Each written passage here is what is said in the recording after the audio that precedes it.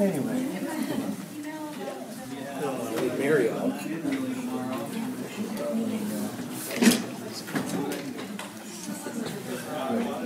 Thank you. You on it yet?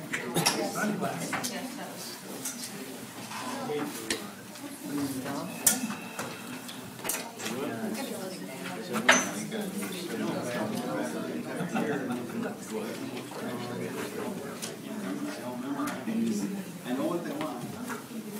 I think the answer is no,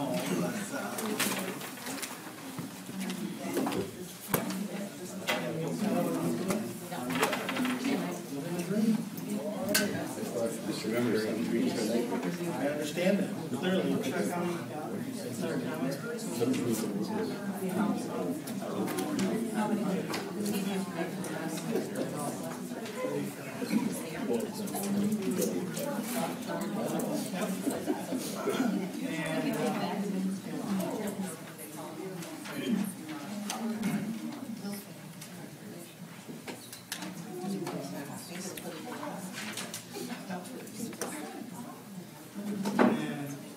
Here.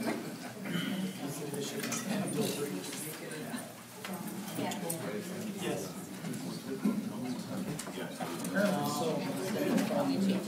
County changes that we get. so you'll, in which, are you looking at the draft here?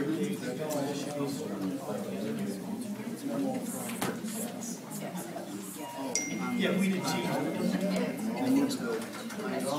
The building doesn't need any requirements.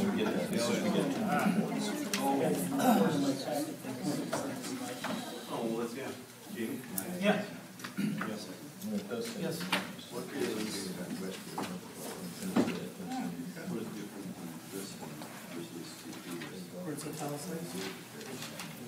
Oh, italicized. Where it's italicized. That was a condition. I'm here. Beautiful. Subject to the, you can't have it finding until. Yeah.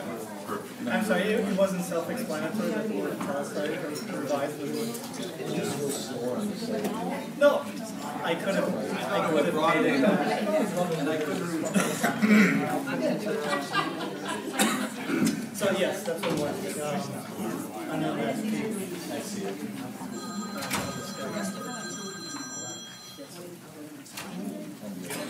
Oh, maybe one more. I'm sorry. What? How did you get italicized? Okay, maybe the page before that. Okay. Yeah. See you here.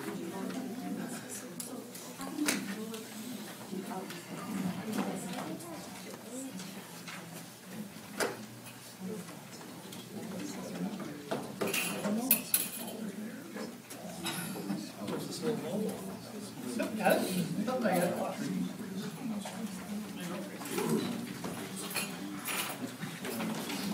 Yes.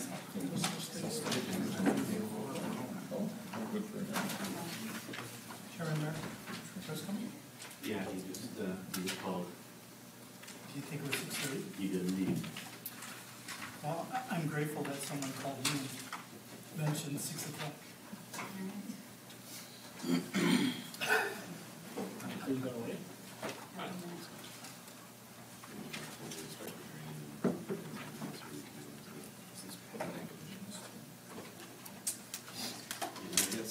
Good evening, everybody. I've got 6 o'clock. Welcome to the town of Waukesha for a joint public hearing with the Plan Commission and Town Board.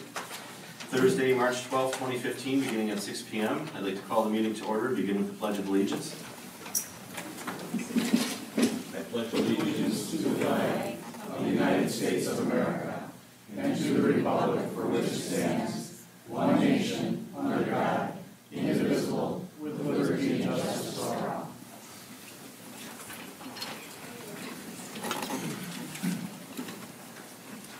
Notice is hereby given that there will be a public hearing before the Joint Plan Commission and Town Board at the Town Hall on Thursday, March 12, 2015 at 6 p.m. to consider the following matter. Public hearing number 1, text and zoning code changes. The petitioner is Tom Kelnick.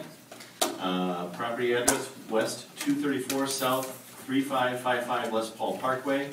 matter, subsection 13-2-10 sub B, entitled offsets, 13-2-10 sub B sub 4, subsection 13-2-10-D entitled accessory building size location, subsection 13-2-9 sub 12 entitled in-law unit, subsection 13-2-24 sub B entitled limited jurisdiction, and subsection 13-3-3 entitled conservancy district. As just a note, Mr. Kelnick, as a courtesy to the town, acted as a petitioner on all of the changes presented here tonight in order to save the town a little bit of money on advertising, and so that we would have one public hearing instead of 4. We will be following our procedure at public hearings tonight, section 2-3-14. The following procedures shall be used at public hearings conducted by the town board. A, the chairperson will read the notice of hearing. B, the chairperson shall then call on those persons who wish to speak for the proposition. Each person wishing to speak for the proposition shall give his or her name and address. Each person speaking on behalf of the proposition shall be limited to a reasonable time as set by the board. B, the chairperson shall then call on those who wish to oppose the proposition. E, each person wishing to speak in opposition to the proposition shall give his or her name and address and shall also be limited. Any person wishing to speak in rebuttal to any statements made with the permission of the chairperson do so, provided, however, such rebuttal statement shall be limited to 3 minutes by any one individual. And when the chairperson in his discretion is satisfied that the proposition has been heard, he or she shall announce that the fact of the hearing is concluded. Does the board choose to invoke a time period? Mr. Chairman, I'd like to make a motion to limit the time period for comments to 3 minutes. Is there a second? I'll second. Any discussion? All in favor? Aye. Opposed? Aye. Motion carries. And we'll open it up to public comments for anybody wishing to speak in favor of any of the propositions. Angie Vansack, South 51, West 25375, Glendale Road, Town of Waukesha. We don't know what they are, so it's hard for any of us to know what it is exactly you're asking us to comment on. You have your public hearing notice up, but no packet related to it. I would imagine there have probably been revisions since those of us who maybe could find things in the Plan Commission section, but to have a public hearing where you haven't published it or you haven't posted it is highly unusual and certainly lends itself to people not wanting to share what it is exactly that you're doing here tonight. And so oddly enough, it is our law in the town of Waukesha, so that we're going to conduct the meeting exactly as per our ordinance. So if you would like to speak in favor of the opposition, please do so, and if not, please let somebody else. Mr. Merrick, I think it's appropriate for you to share with us, have your planner or someone else determine what it is exactly that each of these items are doing. I mean, we're not engineers. Tell us what it is since you haven't shown us the documents. We are going to follow the procedure that is our ordinance. Thank you. So so you're going to hide what you're changing tonight? We're not hiding anything. Well, how can we act on it if you haven't shown it to us? Ma'am, if you would like to speak in favor of the proposition as per our ordinance, please do so. If not, please find your seat. Which one? Any that you choose. And how do we know what they do? Is that just your secret? This is not how things are done in the town of Waukesha. This is how you, John Merrick, dictate in the town of Waukesha. Let's outline it. Let's just outline it. Thank you. In your packets that you picked up with your agendas, the ordinance revisions are all in there attached.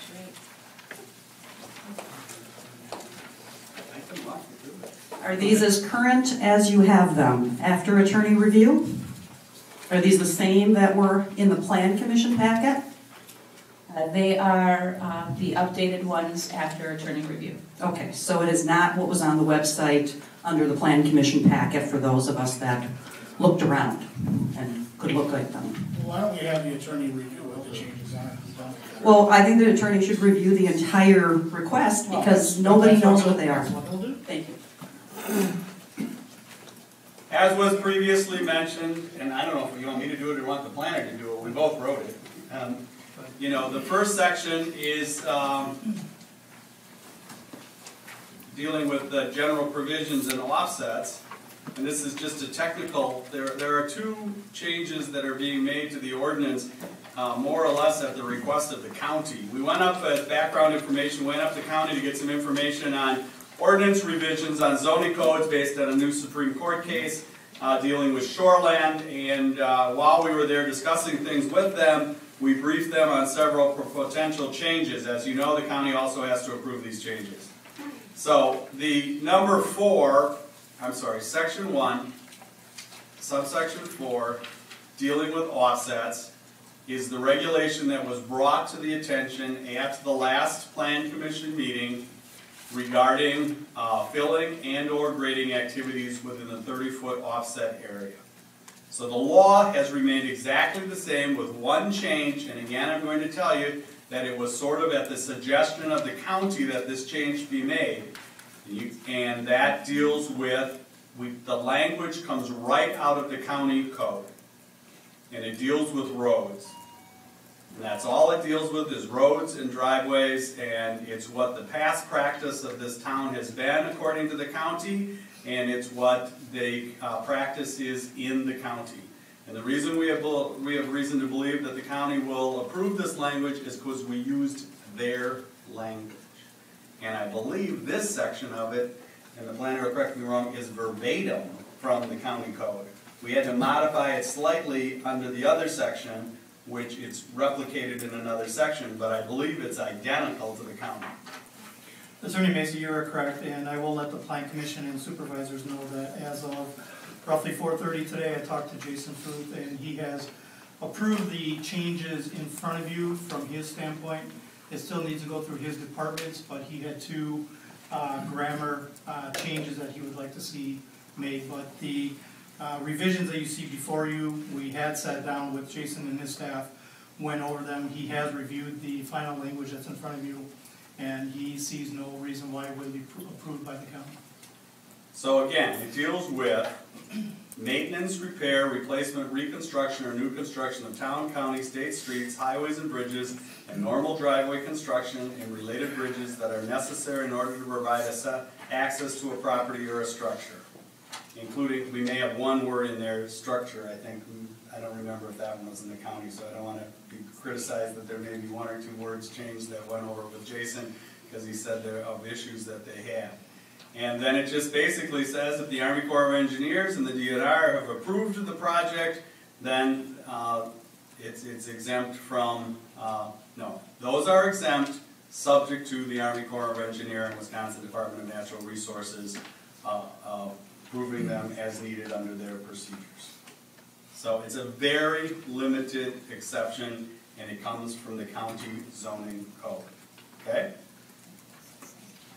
Now, accessory buildings. The accessory buildings ordinance was written quite some time ago. And if you look, and it's a little hard to see on the gray, but if you look, there's bolded language. The bolded language is the new language. The other language, and I didn't bold one section, and that's my fault because Jamie made a change, the planner made a change to it, and I didn't, when I got it back and told Kathy it looked fine, I didn't bold his changes.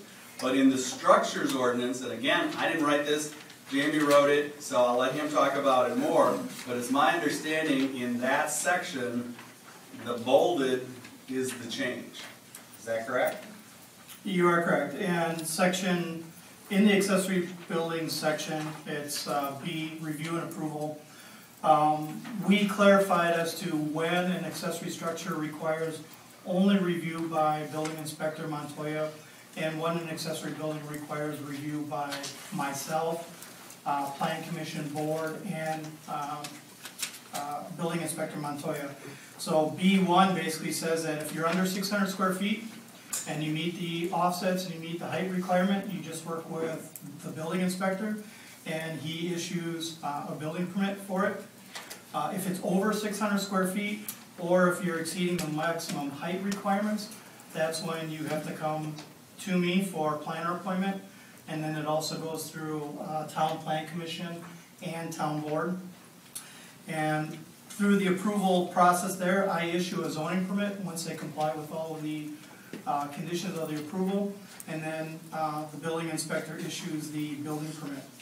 The one area of language that we added was a recertification.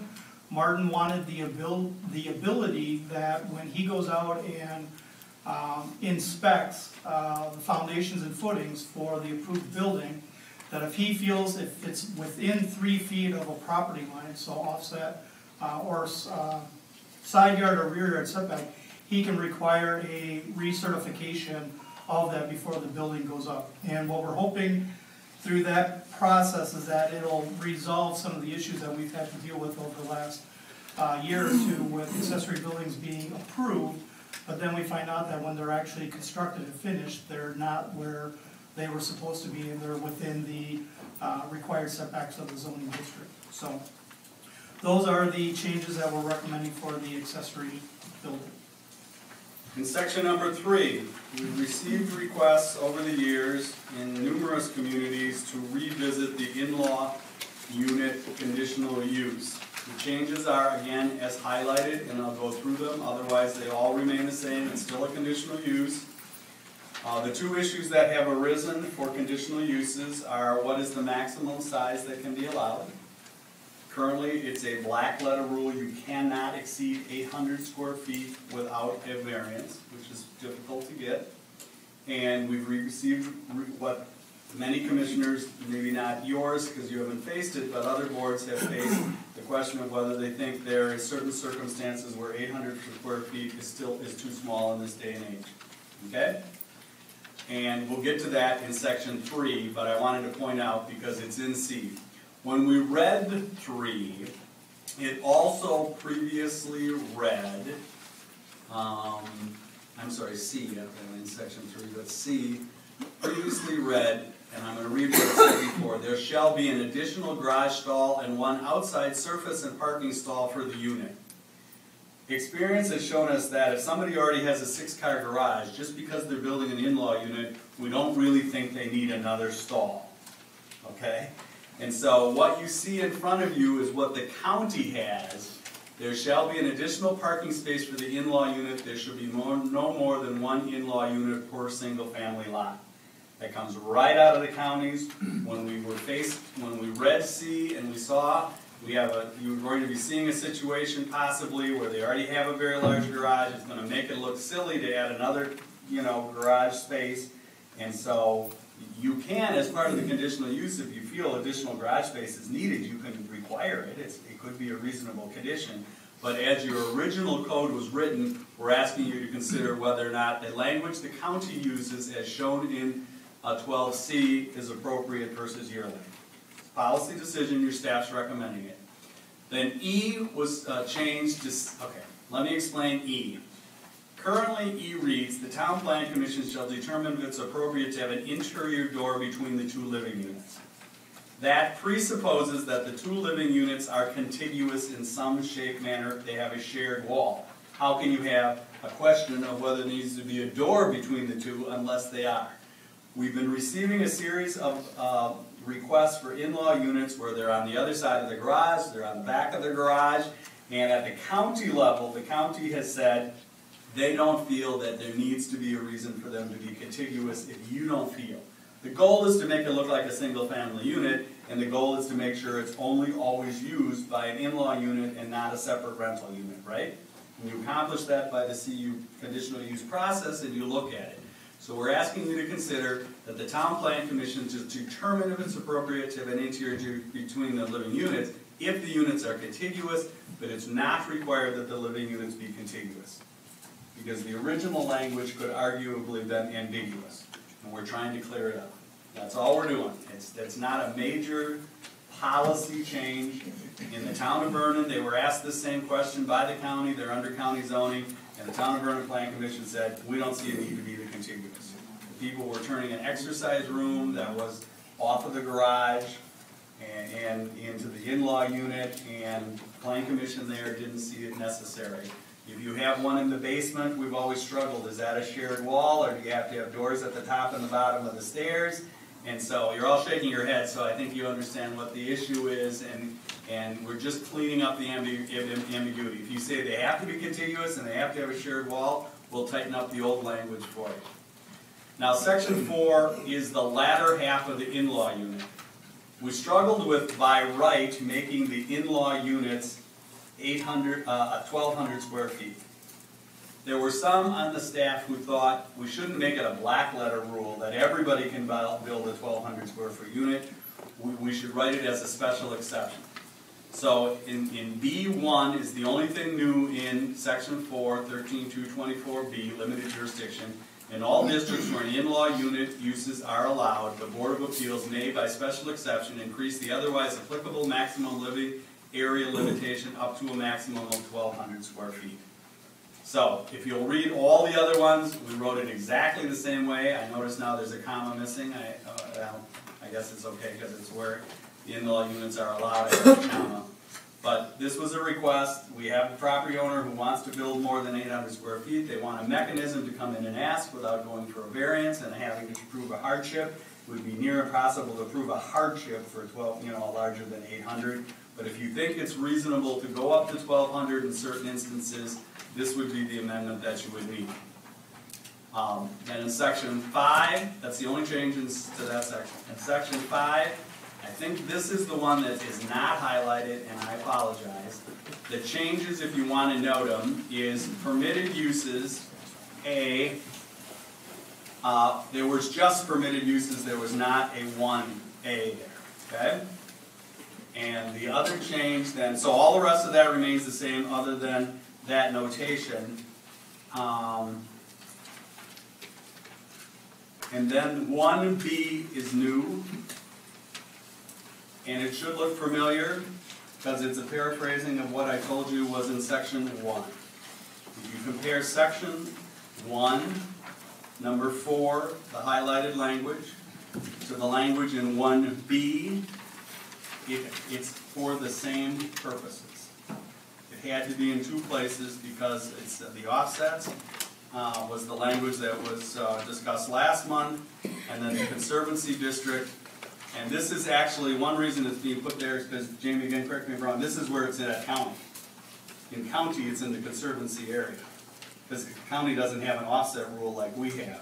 So we had to put it in two places, but if you look in the county code under Conservancy, I believe that's where we stole this one. Correct, within the shoreline and floodplain protection ordinance, correct. Now, as I told you, it's worded slightly different, and this is about the only thing that changed from some of the drafts, is the 1A and the 1B, and also that we switched the language around and we thought it made more sense to put from the Army Corps of Engineers and Wisconsin Department of Natural Resources up above. So if somebody's reading the paragraph and it says the following uses are permitted in this district provided the project has received all necessary, are provided in this district, then that next language was down below. And Jamie suggested we move it up above, and we moved it up above. So if there is another draft still floating around, an earlier draft. But the changes, Madam Clerk, correct me if I'm wrong, the changes from the first, for any draft that was submitted, that's been on file the entire time until now are de minimis. Very true. That's true. I mean, and we can, if anybody has another draft and they want to know why theirs reads differently or not, I've tried to point that out. I originally didn't have 1A and 1B on there. Jamie changed it and made it all one. I said, no, we can't do that. We need to make, if we're going to do something, we got to make it 1A and 1B. And then the last change was just to move that language, that phrase, provided the project has received all necessary approval and permits from the Army Corps of Engineers and the Wisconsin Department of Natural Resources. Again, compare it to what you have in 4 on page 2, and you're going to find out they're almost identical. It's just that phrase was moved up to the front. So those are the changes, Mr. Chairman, and so I can answer questions of the commissioners at this time if you like, or we can wait and hear the public comments and then answer questions later. Well, does anybody have any questions for Attorney Macy? I would simply prefer to wait until the public comment is over. Fair enough. So we'll get back on track then. Anybody wishing to speak in favor of any of the proposals, please do so. All right, unfortunately, Angie Van Sack, South 51, was 25375 Glendale Road. Again, we haven't had any time to review this. We haven't had any time to compare to what current zoning is. It's been represented that this is county-driven. I've also spoken to the county. That certainly wasn't my impression in speaking with them. And this comes on the heels of Mr. Merrick saying, what can we do to get around this related to wetlands at the discussion on the 26th? Ma'am, I was very clear. We are going to have the folks that want to speak in favor of the proposal as our ordinance speaks, and then those that choose to speak in opposition can do so. If you would like to speak in favor of the proposals, please do so. If not, please find your seat. How do you know if I'm for or against yet? Because you're not talking about the proposals, you're talking about, are you for or against the proposals? There's some I'm for and there's some I'm against. Speak to the ones you're for, please. But I do have a right to speak. This is a You public have the right hearing. to speak to the proposals, and you have a 3-minute time limit. Yeah, the proposal's not limited by what you tell me to talk about. No, ma'am, it's our Point ordinance. of order, Mr. Chairman. It's our ordinance, ma'am, and if you choose to use your time bickering, go ahead and do so. But you are here to speak for the ordinance, that's what our ordinance says. Yes, Mr. Ray? Let's not banter back and forth. If you're going to speak at the public hearing, then do so. Let's not play the games. Hey, I've been interrupted, gentlemen, So- not the other way around. I mean, with all due respect, Mr. Merrick has interrupted me each and every time. He has yet to So- hear. Let's start. You got 3 minutes to talk for it. You know what's going on. Let's not play the game. I don't know what's going on, and thank you, Mr. Radke, for actually clarifying what the situation is. We have not had this information. A typical way of doing this in the town of Waukesha is for this to come to the Plan Commission. The Plan Commission discusses it, sends it further. So let me ask a question. You have said that Mr. Kelnick was kind enough to bring these 5 forward to save us money. Which are Mr. Kelnick's and which are the town's?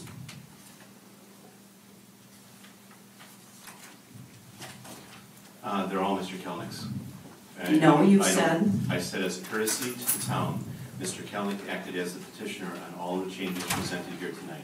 And so he's going to be paying all the fees related to all the work that's done on all 5 of these. Am I to understand that? Because that is what the ordinance says. I just want to clarify. I don't think you really want to say that, but unless Mr. Kelnick is planning on paying for everything, that'd be great. But I doubt that, given his previous request for have fees waived. I'll pay it if you go sit down. Yeah, Mr. Merritt, why don't you smile at your buddy? That's great. You haven't answered the question. Are these all for Mr. Kelnick? Mr. Chairman, that's the expiration of 30 minutes. Your time's up, thank you. Anybody else would like to speak in favor of any of the petitions?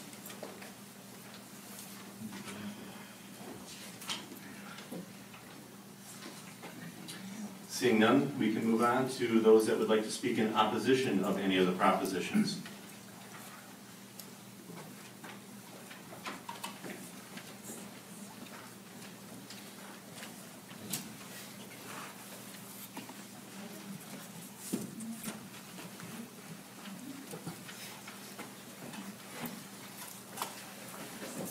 Jenna Glade, South 31, West 26111, Sunset Drive.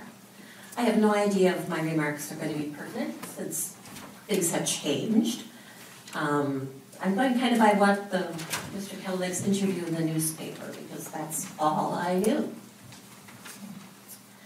I have nothing against progress. I have nothing against business. I have nothing against code or ordinance changes as long as everyone involved remembers that these are the laws of the town and were written to protect the town land and its citizens. And that's citizens with an S. I have nothing against important and impactful changes discussed and debated one at a time during public hearings. I have a problem with this attempt for the public to debate and discuss these 5 important changes to our laws in 30 minutes. I have nothing against, and I expect our lawyer to be consulted about whether projects follow town laws. I do have problems with our town lawyer being asked to try and get around town laws. I have nothing against our town board standing behind and using our resources to protect every citizen of the town. However, I'm against the town board changing the town laws to benefit any one of its citizens. I am against changing the laws which protect the wetland. These laws were passed to prevent the diminishing and the pollution of the wetlands. Our past lawmakers knew that to allow any contamination of our wetlands is an abomination against every member of the town and will set a precedent for any other potential building in sensitive areas. We all know how precious our water has become. To do anything to endanger this water recharge area should not be allowed. Code and ordinance changes would be beneficial if they positively impacted all citizens and businesses, not just one. Thank you.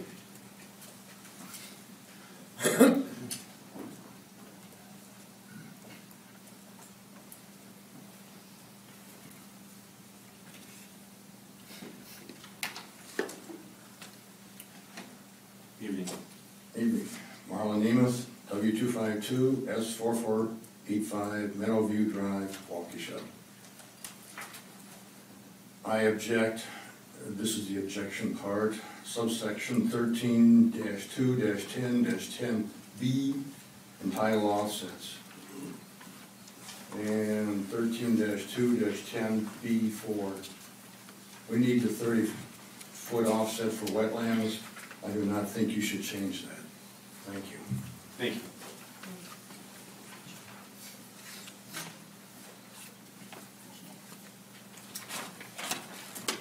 Anybody else?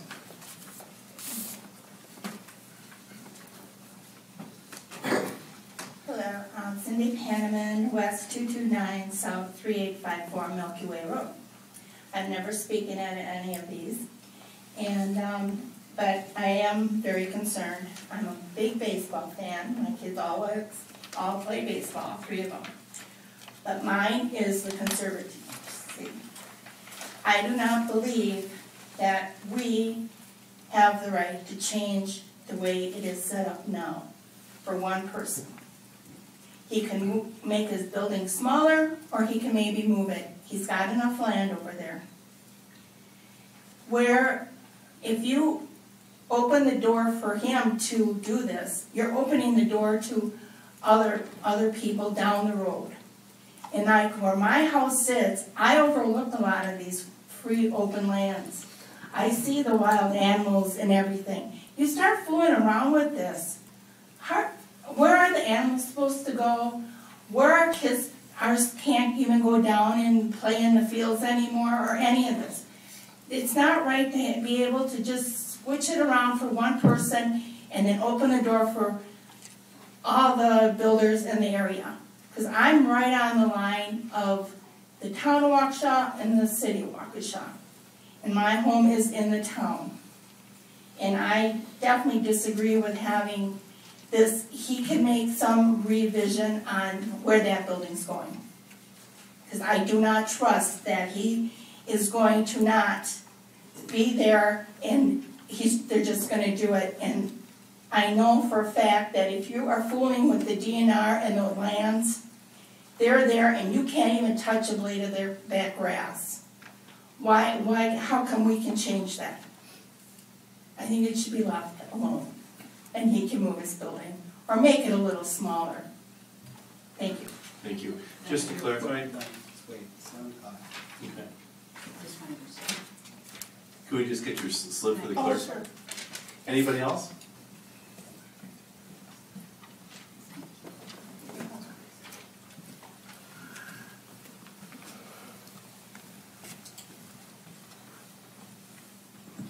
Sandy Hom, West 230, South 3827, Milky Way Road. I have any number of comments about the things happening here this evening. I think anyone who's been here the last few meetings knows that these meetings are a result of an effort on the part of the attorney to find ways around the law, and I think pretty much we found that there wasn't a way around the law, so here we are planning to change the law. There were just several things that, before I make comments during the Plan Commission and the Town Board meeting, that I wanted to talk about this. I'm disturbed by the fact that we want to base everything on what the county says. And I've come to a lot of meetings over a lot of years, and I've heard people sit here and say, well, why are we gonna do that? What do we care what the county says? And now we're using the county's language. I did a search of the town ordinances, and as they exist now, and the only reference to the U.S. Army Corps of Engineers is in the final plat submittal requirements in section 1263. And I understand that, you know, Mr. Kelnick got these approvals thinking that that was the way that he should do it, the route that he should go, and then found out that that wasn't necessarily going to work. But I'm disturbed that we're going to take our town ordinance and then say, well, we're going to turn over authority to the Corps of Engineers when they say it's okay. I mean, I printed out and I just stopped printing the debacle that the Army Corps of Engineers represents. I mean, there are complaints going back to Herbert Hoover, you know, quoted as saying, you know, it's just absolutely horrible. So I just don't think that interjecting, I mean, we as conservatives, we're always saying we don't want whatever the government is above us telling us what to do. And here we are now going to make a rule that says, well, when the government above us says so, then it's going to be okay. I just don't understand why we don't keep the authority in our own hands. There are some other things I have about the language in that paragraph, but I'll hold off and talk about them later. Thank you very much. Thank you.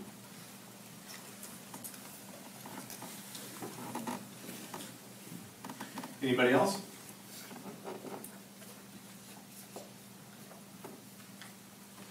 Stacy Blank, West 229, South 3876, Milky Way Road. I'm opposed to the zoning change 13-2-10 for offsets. I don't think we should be changing the law for one business or one person. The ordinances and the laws are here for all of us, for the entire town. If they don't meet an individual's or a business's business or plan, they should adjust their way of doing business to conform with the laws that we currently have. We shouldn't adjust just for their specific need. I'm very concerned about the conservancy and the wetlands, as others have said. There's a reason why we have the offsets that we do.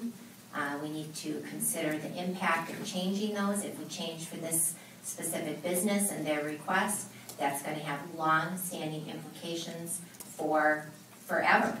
Once we build into those wetlands, obviously we can't roll that back. So I implore you to really think about making these changes that you're considering, the impact that it will have for generations to come, really forever. Thank you. Thank you.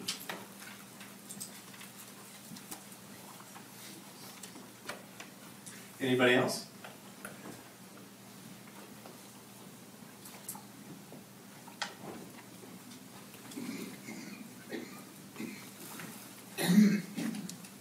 Marlon Nemeth again.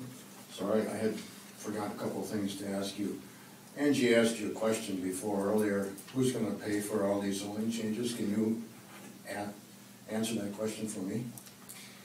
Her question was actually different. Who's paying for the fees? Okay, well, who's paying for the fees? Mr. Kelnick did pay a fee for the zoning change that he requested. All of the changes? For the one that he requested. So we absorb the cost for the other ones? There was As taxpayers? There are zoning changes for the town. Number two, we have an election coming up in April. Let's change this board. Thank you. Thank you. Anybody else?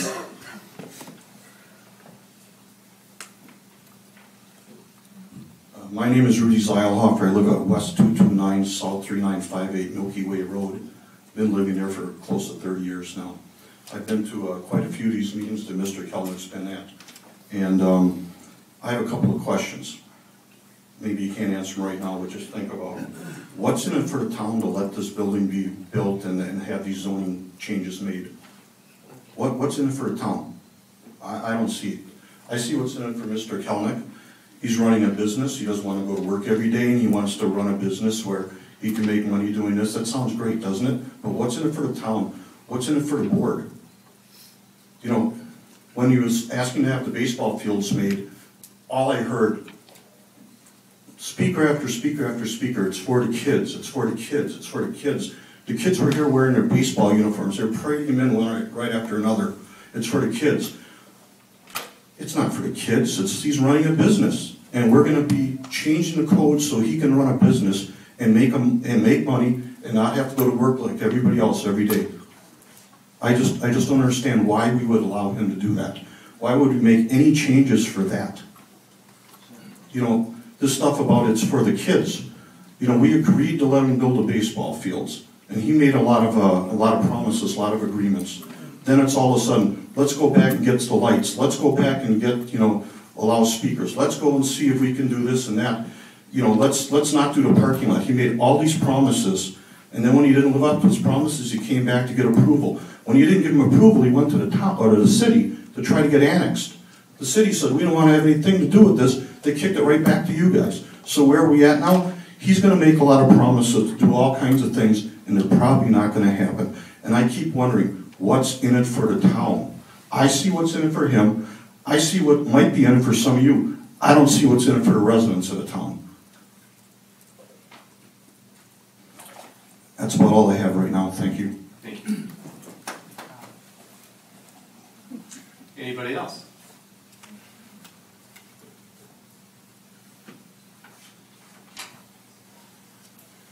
Going once?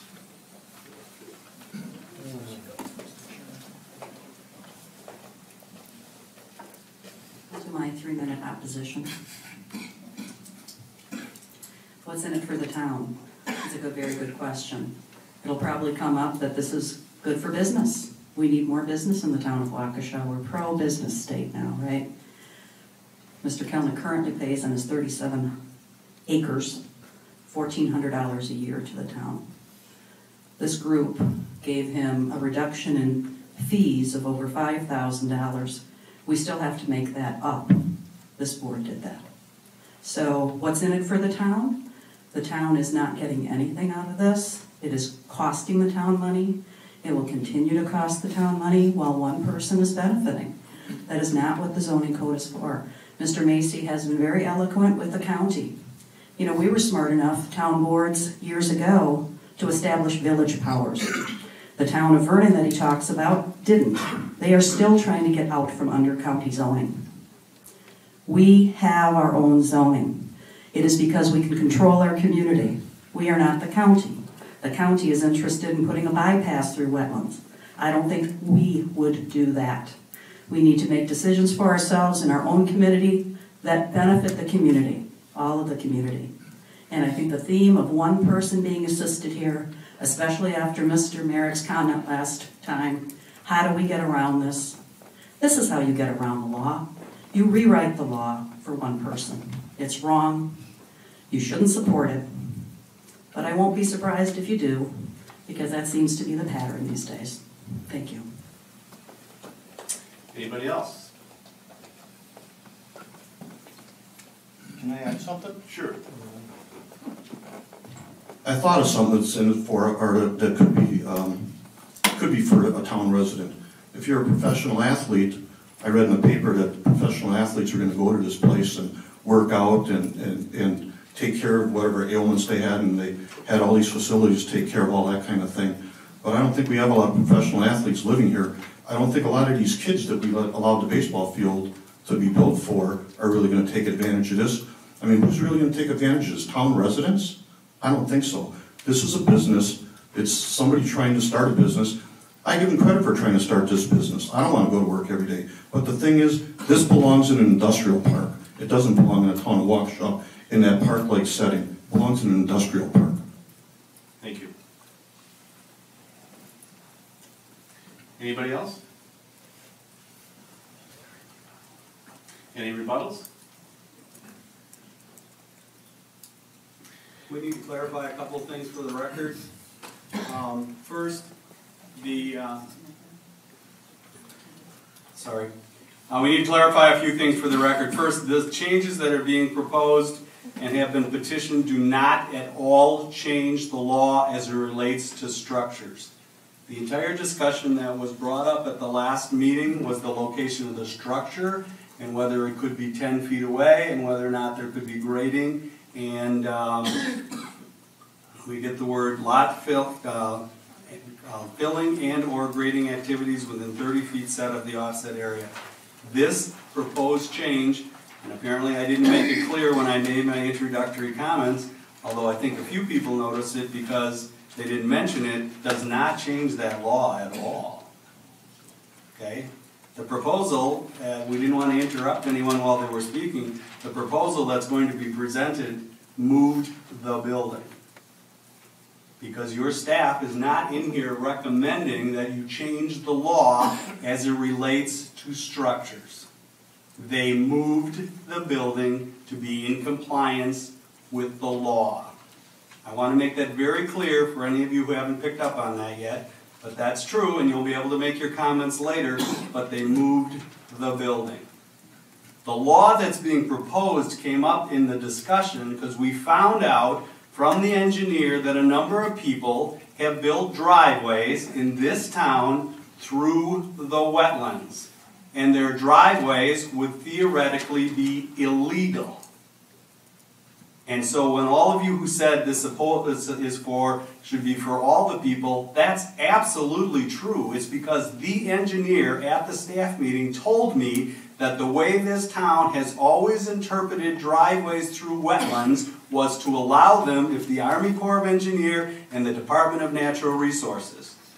Now, contrary to what some of you said, I'm the one who said last month they couldn't do it, and there was no way around the law, and there's still no way around the law. They moved the building in order to meet the requirements. And during the Plan Commission meeting, they'll be making their proposal and showing what they've done in order to be compliant with the law. So I want that to be clear. It's in conversation about this and the decision not to change the law as it affects structures that we found out that your past practice for all your citizens has always been that if you had to get to your house and go through the wetlands, you were allowed to build a driveway through the wetlands and put the culvert in the wetlands and put the structure of the roadway in the wetland. Because I was very concerned when I heard that a person had been allowed to build. I don't want to pick on the person, but the engineers here and the planners here, you were at the meeting, you're the ones who told me we have a problem based on what you all said, several of you said last month, we have a problem. And we're not dealing with the structure problem anymore of the buildings. We're dealing with the structures, that the footings and the culverts and things that have to go in the wetland in order for people to build their driveways or build roads. So I'm just telling you, they didn't change. The staff is not proposing changing the law as it relates to the per se structure that was proposed last month. They moved that building. As to the accessory structure one, that's been on the books for months and months and months. So the question of charges for that, there weren't any new charges for that. That was written, as far as I know, Mr. Grabarczyk. It was written last year, we just didn't get around to adopting it. The one dealing with the in-law units is a different petitioner, and they will be paying a fee. It would just seem like it was reasonable because of all the problems that have been had. And your staff's not recommending you do what the county does or says follow what the county does. I think people are jumping on that as if the county doesn't have the law that you have that's much more restrictive, and we're keeping it much more restrictive. The 30-foot offset area, as I understand it, is not in the state, the fed, or the county. That's a local restriction, and that restriction is being left in place. I just want to make that clear. The exception is the driveway and the roads, because we were told that that's always been the practice in this town. When I go to work for a town and I find out they're doing something or allowing something that the code doesn't allow, I, as the lawyer, have to say, well, then I think you better fix your code to make it consistent with what your past practice was. And that happens all the time, that there are things that come up. So the in-law unit was for a different reason, and the Conservancy. So I just wanted to make it clear. It's my understanding the proposal of the Planning Commission moved the building to meet compliance with the existing law, and it's remained the existing law. I did hear somebody ask how far was the building moved. The building was moved completely out of the wetlands. The wetlands will not be filled for the purpose of the construction of the building, and it is completely out of the 30-foot buffer zone. So none of this has anything to do with the construction of the building whatsoever. The building is completely out of the wetlands. If you want to speak, come on up to the mic.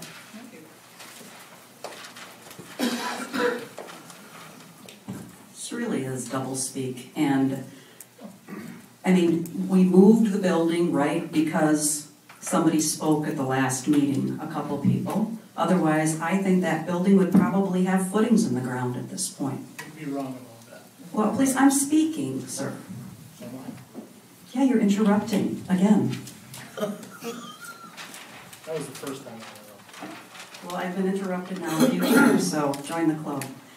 The fact is, you're ignoring the fact that you're going through the driveway, acting as though this is the only way he can get to this building.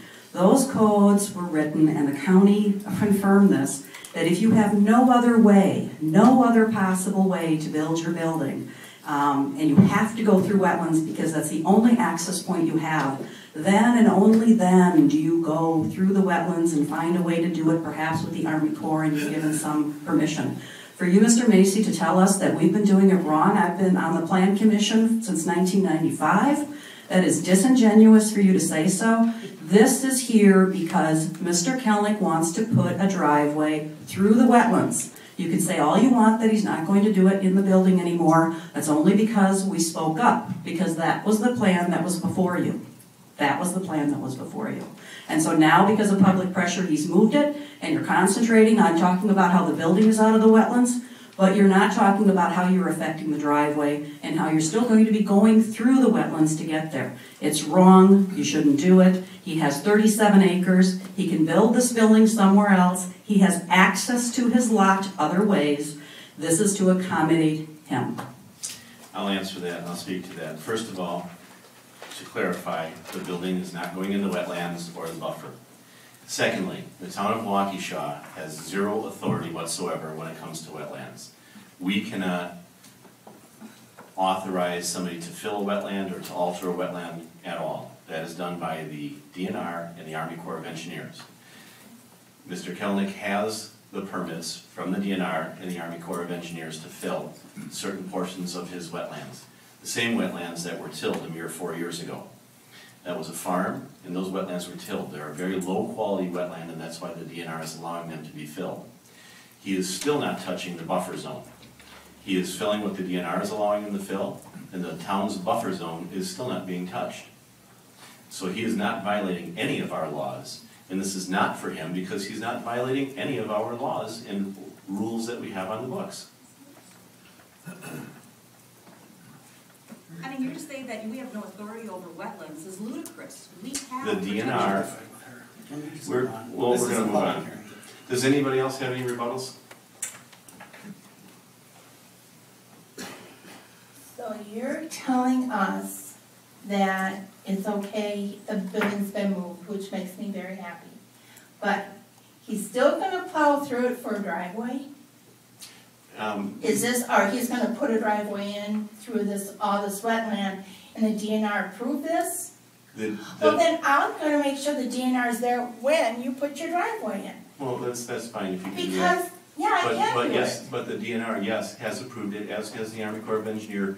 We don't approve that at a town level. We have nothing to do with it. But if I did it on my yard, I'm sorry, go ahead. Then it's a jurisdiction of the DNR and the Army Corps of Engineers. And they have a very specific procedure in place, and it takes a great deal of time. And they've authorized him to fill a very small portion of that, and I don't know the square footage for the driveway area. What have they allowed you to fill? Is it a couple thousand feet? Roughly, yeah. A couple thousand square feet? I can look it up. But nonetheless, they authorize that, but he's still staying out of our buffer zone. That's what we have jurisdiction over, and he's staying out of it. Okay. So if I wanna go up to my property right now, and I'm a butt on there, I can go ahead and I can plow up and just, right? I'm It's sorry, okay? repeat It's my your question. property? Repeat your question. We can't give you any advice on your property. No, if it's on my property and the wetland's right, I can go ahead and just dredge up and let the Let's water be run clear and on what everything. the ordinance says, the ordinance says. See, why, he can do all this.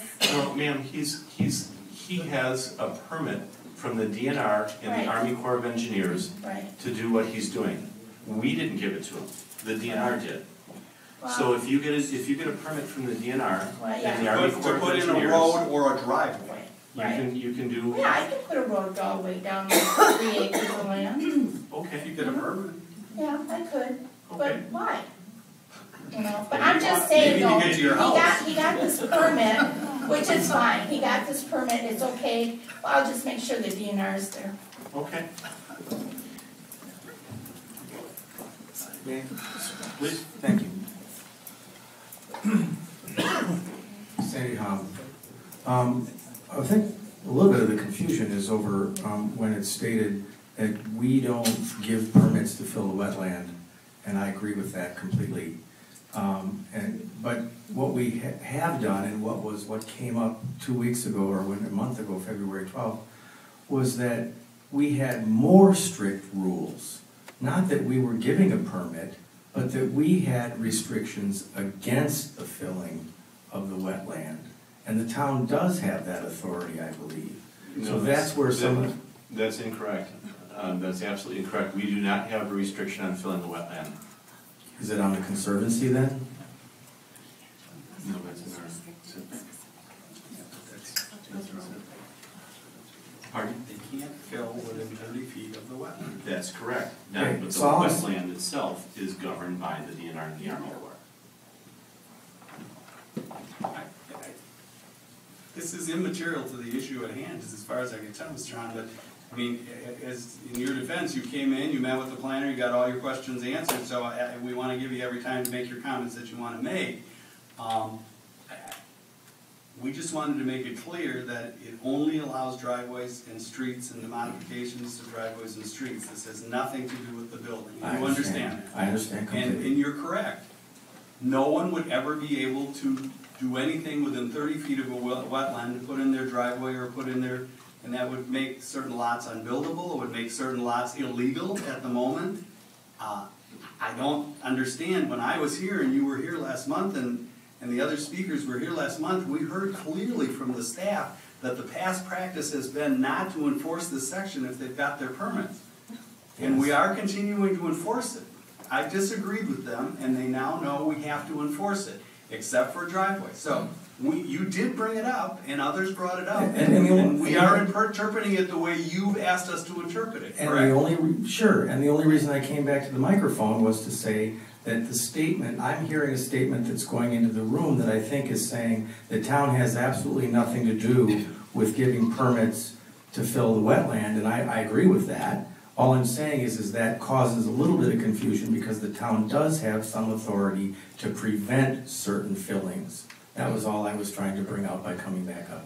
I'll disagree with that. The town of Waukesha has no authority or jurisdiction within a wetland. That is done by the DNR and the Army Corps of Engineers. And if you would like to speak, come on out to the microphone, ma'am. You know,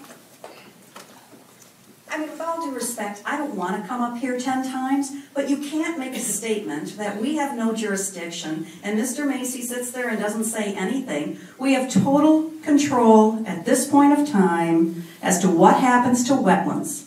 It's conservancy zoning. This is even designated conservancy. I mean, if you have a piece of property that has wetlands on it and it hasn't been delineated, it still falls under wetland zoning. No dredging, no moving, not only in the wetland, but 30 feet on either side of the wetland. That is our current code. And for someone, if Jamie or Chris is saying that we routinely went through wetlands with driveways while I was chairman, that is incorrect.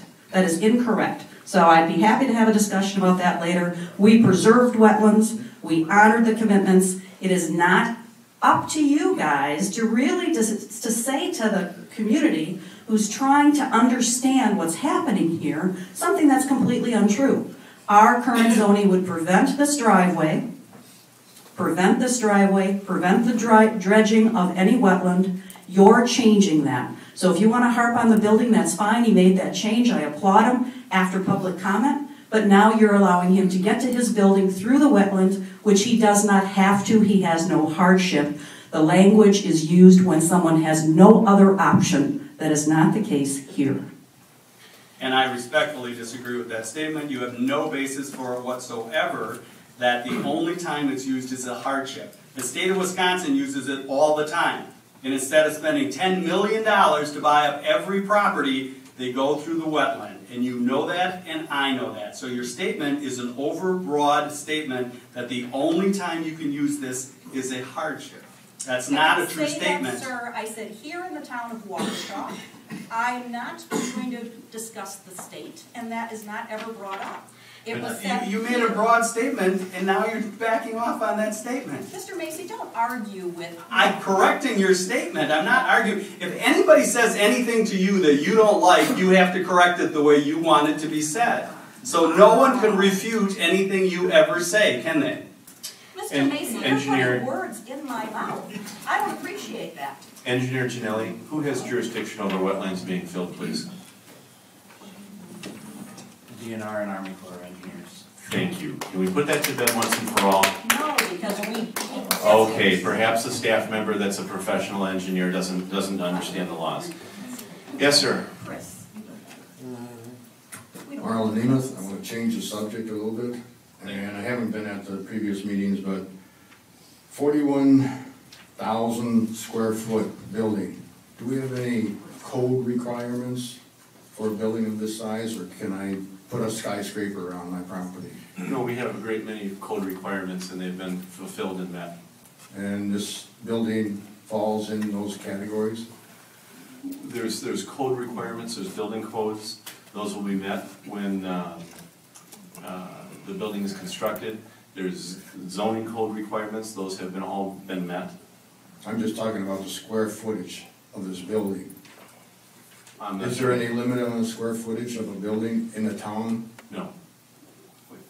We don't have floor area ratio and open space codes? I'm sure we do. Yes. Mr. Rabarchik, do you have those? I'm looking at it right now, in the public and institute, public park, recreation, and public district. We have building location, setback offset, and we have height regulations. We do not have square footage regulations. For open space or floor area ratio? Correct. In other districts, do we? Yes, we do. That answers your question. Thank you. Thank you. Anybody else for rebuttals? And is there a motion for adjournment for the public hearing? So moved. Second? I'll second. All in favor? Aye. Aye. Opposed? Motion carries. And let's move on to the Plan Commission meeting, beginning at 6:58 p.m., March 12, 2015. I'd like to call the meeting to order. Madam Clerk, would you call the roll, please? Bob Flanagan? Here. Chief? I'm here. Mayor? Chairman Mayor? Present. Supervisor Fisher. And Elwood. Here. Thank you.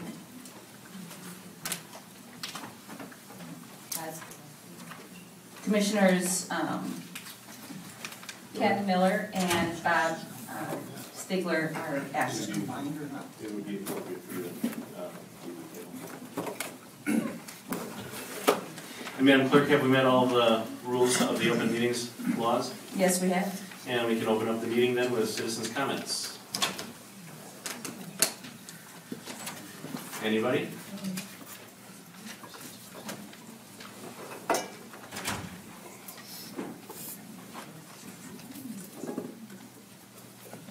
Evening. May I address my comment on with Paul Bugan again, running for Circuit Court Judge in Waukesha. I know we're not quite to the full board meeting yet, but sake of time. Paul Bugan Jr., running for Waukesha County Circuit Court Judge, lifelong member of, or lifelong resident of Waukesha County, practiced every area of law that the courts handle, civil, family, juvenile, criminal law. I asked for your vote, on April 7th. The I'm running against Linda Vandewater in Branch 10. So I appreciate your vote, and I have cards here for those in the audience. Thank you. Can we get your name and address for the clerk, please? Thank you. Anybody else? Then we can move on to the minutes of February 12th, 2015. Is there a motion? I'm sorry. I'm sorry. I was hoping other people would come up. Five Diamonds.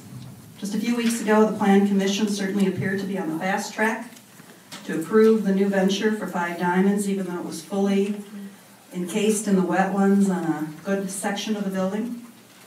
In my opinion, the only reason that destruction was halted was because of citizen comments regarding zoning codes that protect our wetlands that were being ignored.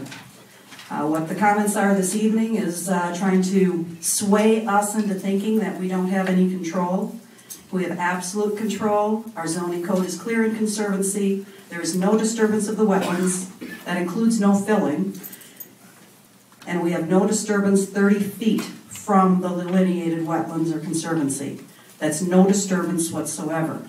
Now, for the builders in the room, they'd love to see us go through that. For those of us that feel as though our aquifer is important, we'd like to have water, in our aquifer. Those wetlands are the filter for our aquifer. For those folks that don't understand that, on this Plan Commissioner board, I think maybe you need to be reminded, this is a slippery slope of ruining wetlands in the town of Waukesha, given the water situation. When it was apparent that the town attorney agreed that there was a wetlands conservation stop to this, Chairman Merrick declared, so the question is, how do you get around that? The town chairman is supposed to be the chief law enforcement officer, not the guy who figures out a way to get around the law. Now, 2 weeks later, after the 226 meeting, a notice went out for changes at 7:30 at night, codes that have protected our wetlands forever. Mr. Merrick has said that this gentleman is going to pay for all the fees. I asked for Exhibit B, which is the fees required in this, and I wasn't sent them. He's paid $50. I'm pretty sure the meeting that Mr. Macy had up at the county is going to cost us more than $50. We're going to be eating fees for this gentleman again. That would be wrong. Now, I would urge the commissioners to really look at the project very closely. They've said that they're going to have 6 showers a day, limit of 6 showers a day. If you've looked at the plans, they have 6 shower stalls. I think the representations that are made and the facts before you need to be reviewed very closely. You need to do your jobs, understand exactly what it is that this petitioner is looking for, and do what's right for the community, do what's right for the land, do what's right for park zoning. There's certainly a place for business, but this is not what this location was built for. I would implore you to keep our wetlands in one piece, to allow the zoning to stand. This is not a place that a gentleman cannot get to his building. This is not an unbuildable lot. This is a lot that he simply wants to put where he wants to put it, in 37 acres. That's the problem. That's what you're allowing him to do. The rest of the world wouldn't. Thank you. Just to clarify, Engineer Janelli, who exactly has jurisdiction over wetlands again? Wetland activity needs to be permitted by DNR and Army Corps of Engineers. Okay, I just wanted to double check. Regarding fees, yes, Mr. Kelnick has paid a $50 fee for the petition. The professional fees regarding Planner Rybarczyk, Engineer Janelli, and Attorney Macy will be paid separately, as they always are. They're billed after those professional services are rendered. So there will be forthcoming fees in addition to the $50, and I think you understand that. Any other comments? Yeah. Ma'am? Ma'am, you're done. No. We have somebody else that wants to speak. Oh, great.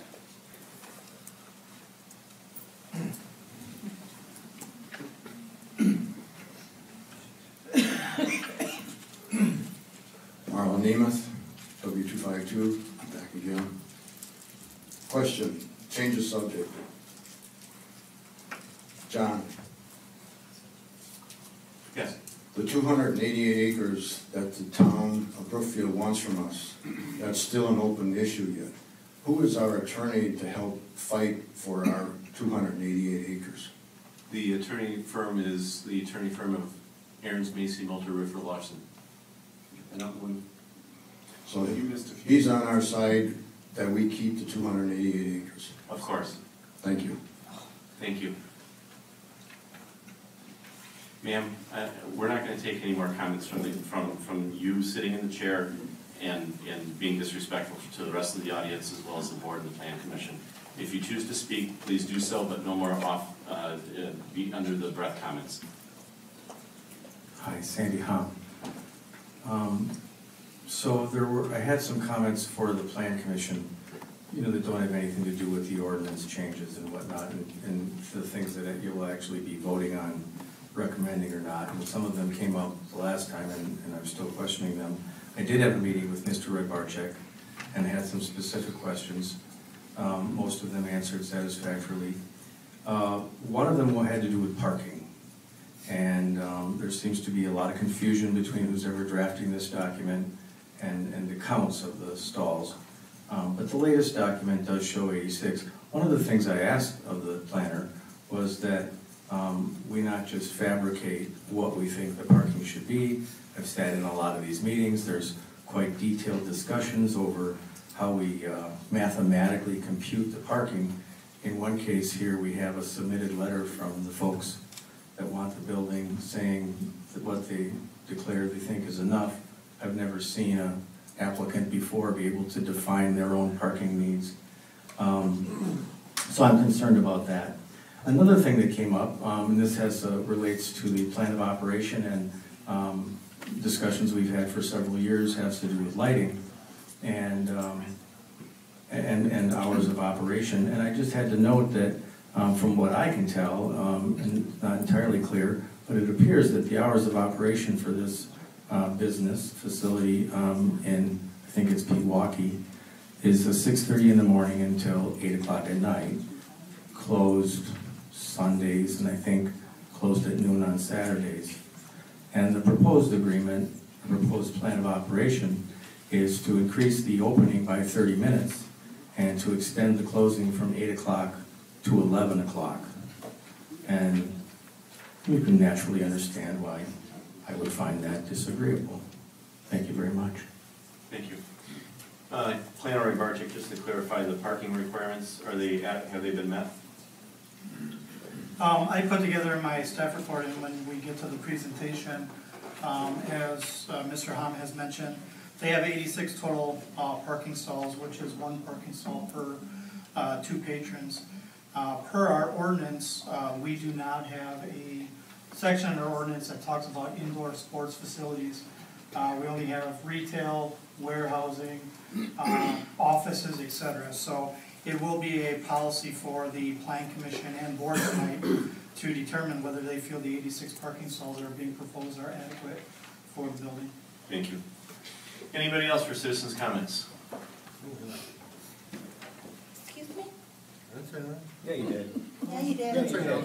Shame on you. Cindy Panneman, Southwest 229, South 3854. Anyways, I'm looking at this and as a parent and a person that has sat through hundreds of boy and girl baseball games in my lifetime. I have a question on obtaining a liquor license for the ball diamonds. It's a children's ball diamond. Children play there. Adults come and watch. Now, I personally would love to see a person go sit there all day in a tournament and only buy 1 beer. Not 2, not 3, not 4, not 5. Then take that child and put them in their car and drive away. And go across that bypass up down there. There is no need for liquor at a children's ball diamond. It's not an adult diamond like Waukesha has in the city. This is children. You are risking children's lives more than anything if you pass that. Ma'am, an alcohol license isn't on the agenda. They haven't asked for one. Well, it's on here. Ma'am, they haven't asked for an alcohol license. Well, then what's on 8 here? That was approved as part of the original plan of operation for the baseball diamonds. Right. But they have not gone through the process of actually They haven't? requesting a liquor license from the town board. They still have to go through that process. Well, then I'm very And they sorry. have, yeah, they have not done that, nor Okay. have I heard that they are gonna be doing it. Okay, so I'm very sorry then. Okay. Thank you. Anybody else for citizens' comments? Seeing none, we can move on. Wait. Oh, Stacy Blank, West 229, South 3876, Milky Way Road. And just a couple additional comments regarding the building itself. I'm opposed to the size of the building, 41,000 square feet. I'm very happy to hear that it's been moved, that the location has changed, that it's not going to be in the wetlands of the Conservancy. I'm very happy to hear that. I'm concerned that the driveway is still in the wetlands. There seems to be confusion about whether it's a hardship, whether the driveway needs to be there. My comments are, if the driveway can't be somewhere else, it should be somewhere else. There's 30+ acres there. If it can be somewhere else, move it. It should be an absolute last resort. I understand there's homes, and in the past, driveways needed to be through the wetlands to get to a particular home that's on a much smaller parcel. The attorney talked about, at the state level, highways, and, using an example that I think was not a fair example to use with, having to buy property. So my point is, if the driveway can be moved, the driveway should be moved. I don't want to see it through the wetlands.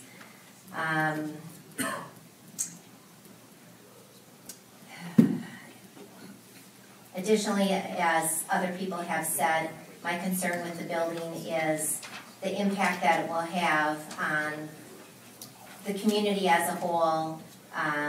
This is a country setting, if you will. I don't know how many of you are familiar with Milky Way, the setting, the surroundings. The size of this building is extremely large. It will impact what we see. It will impact the wildlife. It will impact the wetlands, and it will probably impact the aquifer.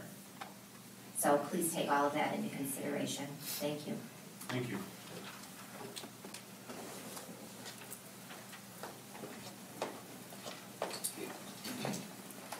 Seems to be confusion on the size of the building, the size of the old building versus the new building, please. I believe the old building was a little over 42,000 square feet. The new building is 41,680 square feet.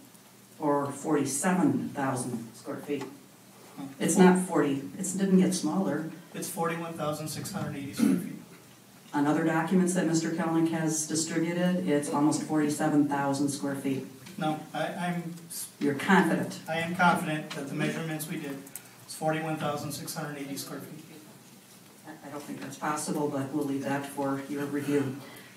You made a comment that the beer license was issued or the beer approval was given with the original conditional use or the original plan of operation. That's absolutely untrue. That was done by this board, not the original plan of operation. I just wanted to clarify that for the people that are here because it sounded as though that was done initially and alcohol was a prohibition. Thank you. To clarify, there is no liquor license or approval to serve alcoholic beverages in any way, shape, or form at the Five Diamonds Complex. Come on, Mr. Merrick. Ma'am, there is no approval to sell liquor in any way, shape, or form at the Five Diamonds Complex. That is a fact. Okay, what does the, Planner Roderick, please read the provision. The plan of operation shall reflect the sale of fermented malt beverages subject to the petitioner applying and obtaining a Class B liquor license from the town of Waukesha, which has not been done. And that's the truth. That's absolutely correct. There is no liquor license. Thank you. You just proved the point. Yes. Anybody else that would like to speak in citizens' comments? Absolutely. Hi, everyone. Scott Littke. I'm not a town resident, but I have lived in this city area for over 40 years of my life. Address for the clerk, please. 1805 Shepherd Court, Waukesha, Wisconsin 53186. The area where the ballpark is now, I used to ride my dirt bike in there. I used to hunt back there. What I understand is the little area the driveway needs to go through right now, or will be going through one way or another.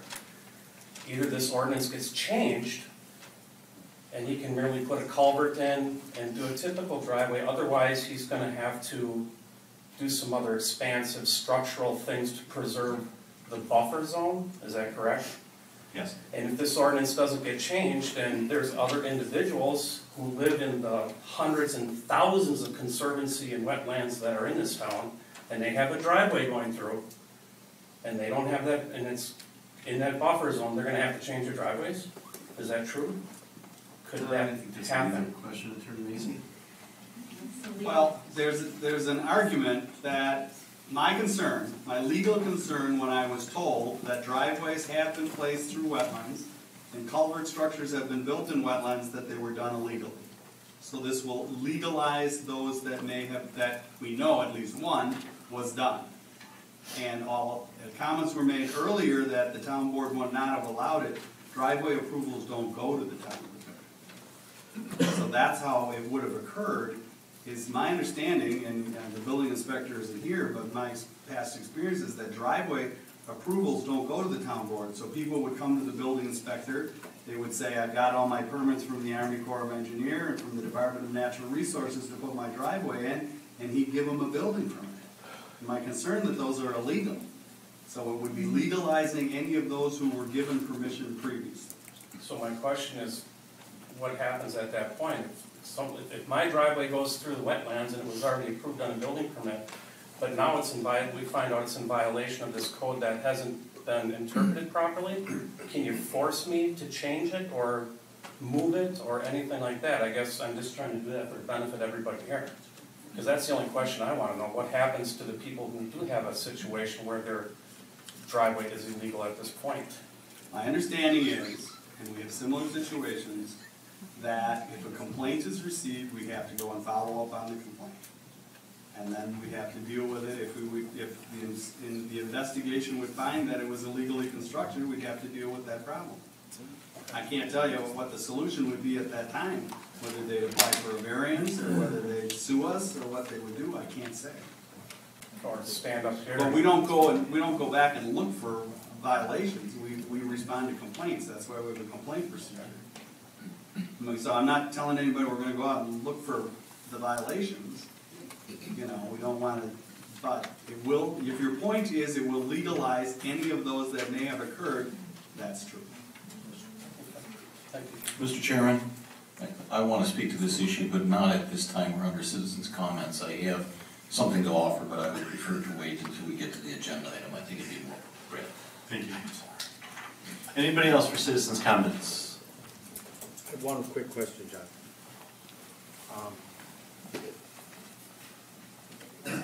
Excuse me, Sandy Hom. I would just like to understand going forward if the town has a policy that non-residents can speak during public comments. I'm familiar that we allow it at public hearings, and I wasn't sure if at plan commission meetings or town board meetings you had to be a town resident or not. That was my question. I don't think we've ever had a restriction.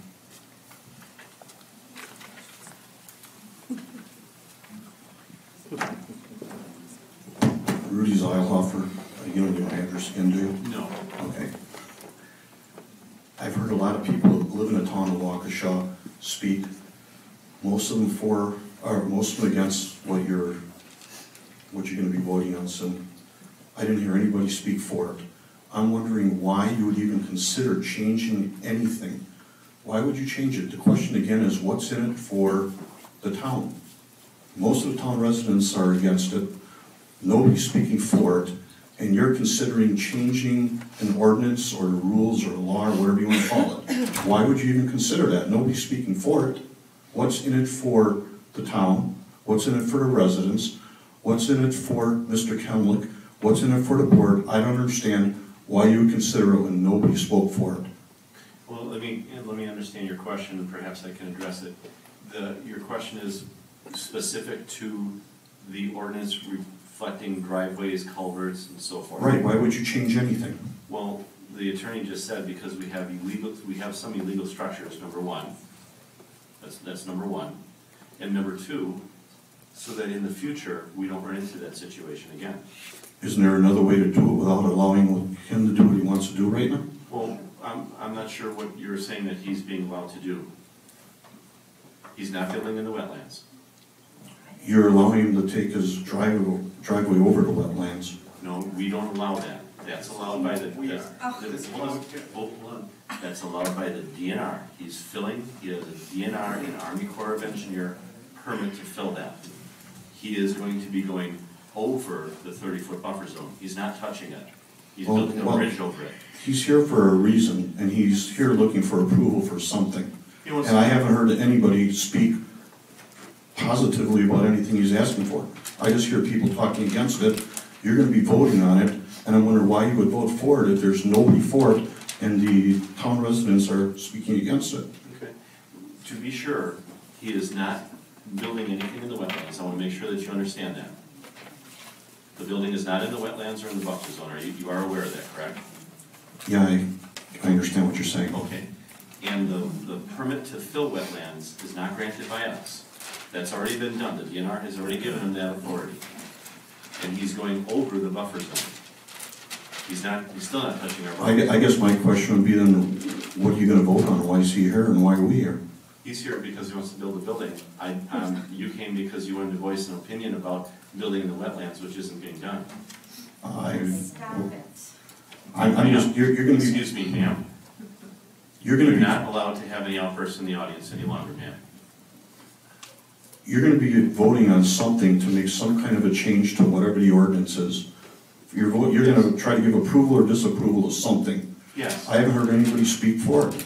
So you're going to possibly approve something that nobody in the town is asking for, other than somebody, one person, the petitioner. I don't know why you would change a thing or why you'd do a thing for them. Okay. We understand. Thank you.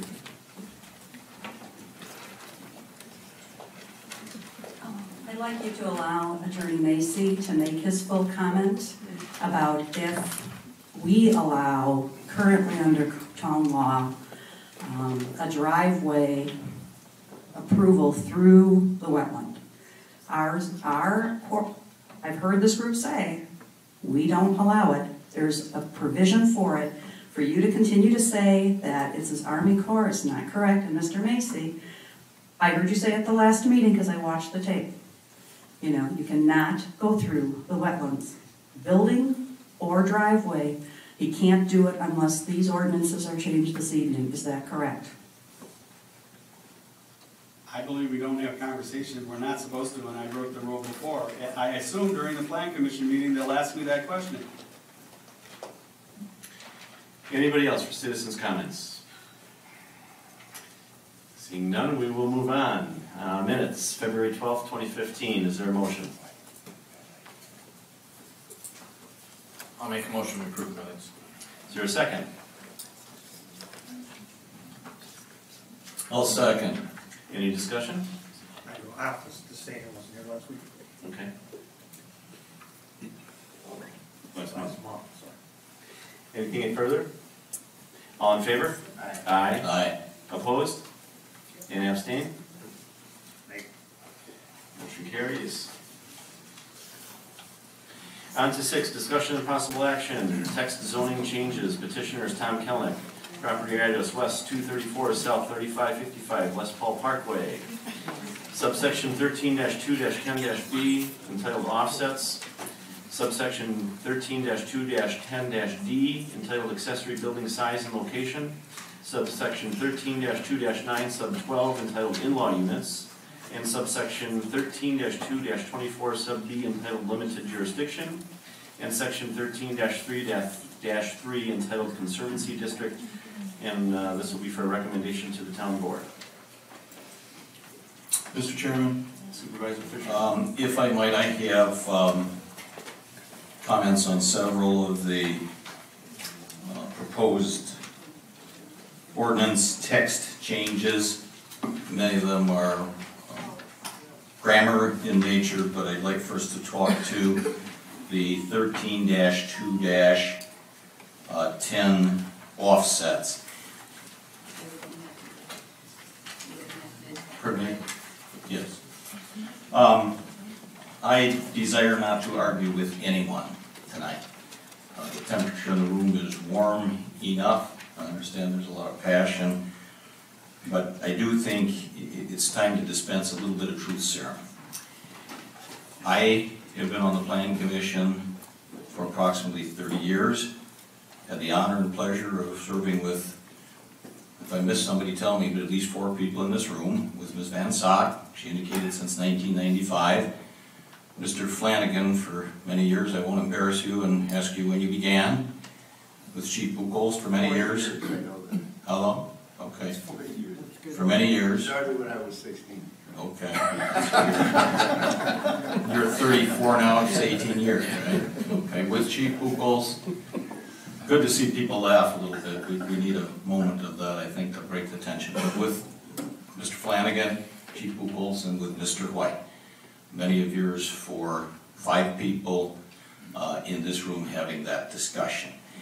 And I will tell you my recollection is, and I'm going to invite any of the rest of you to correct me if your recollection is different. We had many issues that we have taken up over that period of time where we have addressed this section of the ordinance as it pertains to placement of buildings, which pretty much was our understanding of a structure. I don't want to get lost in the details, there's some definition in there.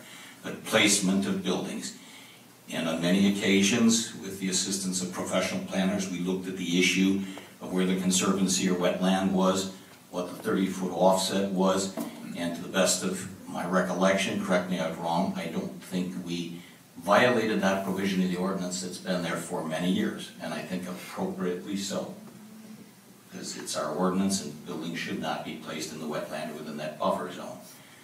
That said, I can recall multiple instances in which there were petitioners and applicants that came forward with proposals, with construction of driveways that went through conservancy or wetland areas.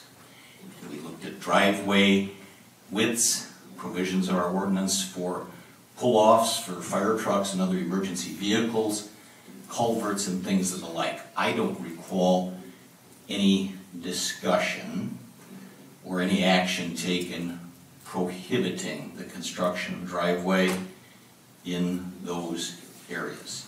I think, and Mr. Macy doesn't have the personal institutional knowledge of that, but he speaks the truth. And to that regard, and I don't mean that disrespectfully, Mr. Rabarchek does not personally, nor does Mr. Janelli. They could talk to some of their predecessors or whatever, but I will tell you, and I'd invite my fellow plan commissioners, correct me if I'm wrong, but the impression that's been laid here this evening by some of the people who approached that microphone is that that has been a prohibition in the town, is just a bunch of hooey.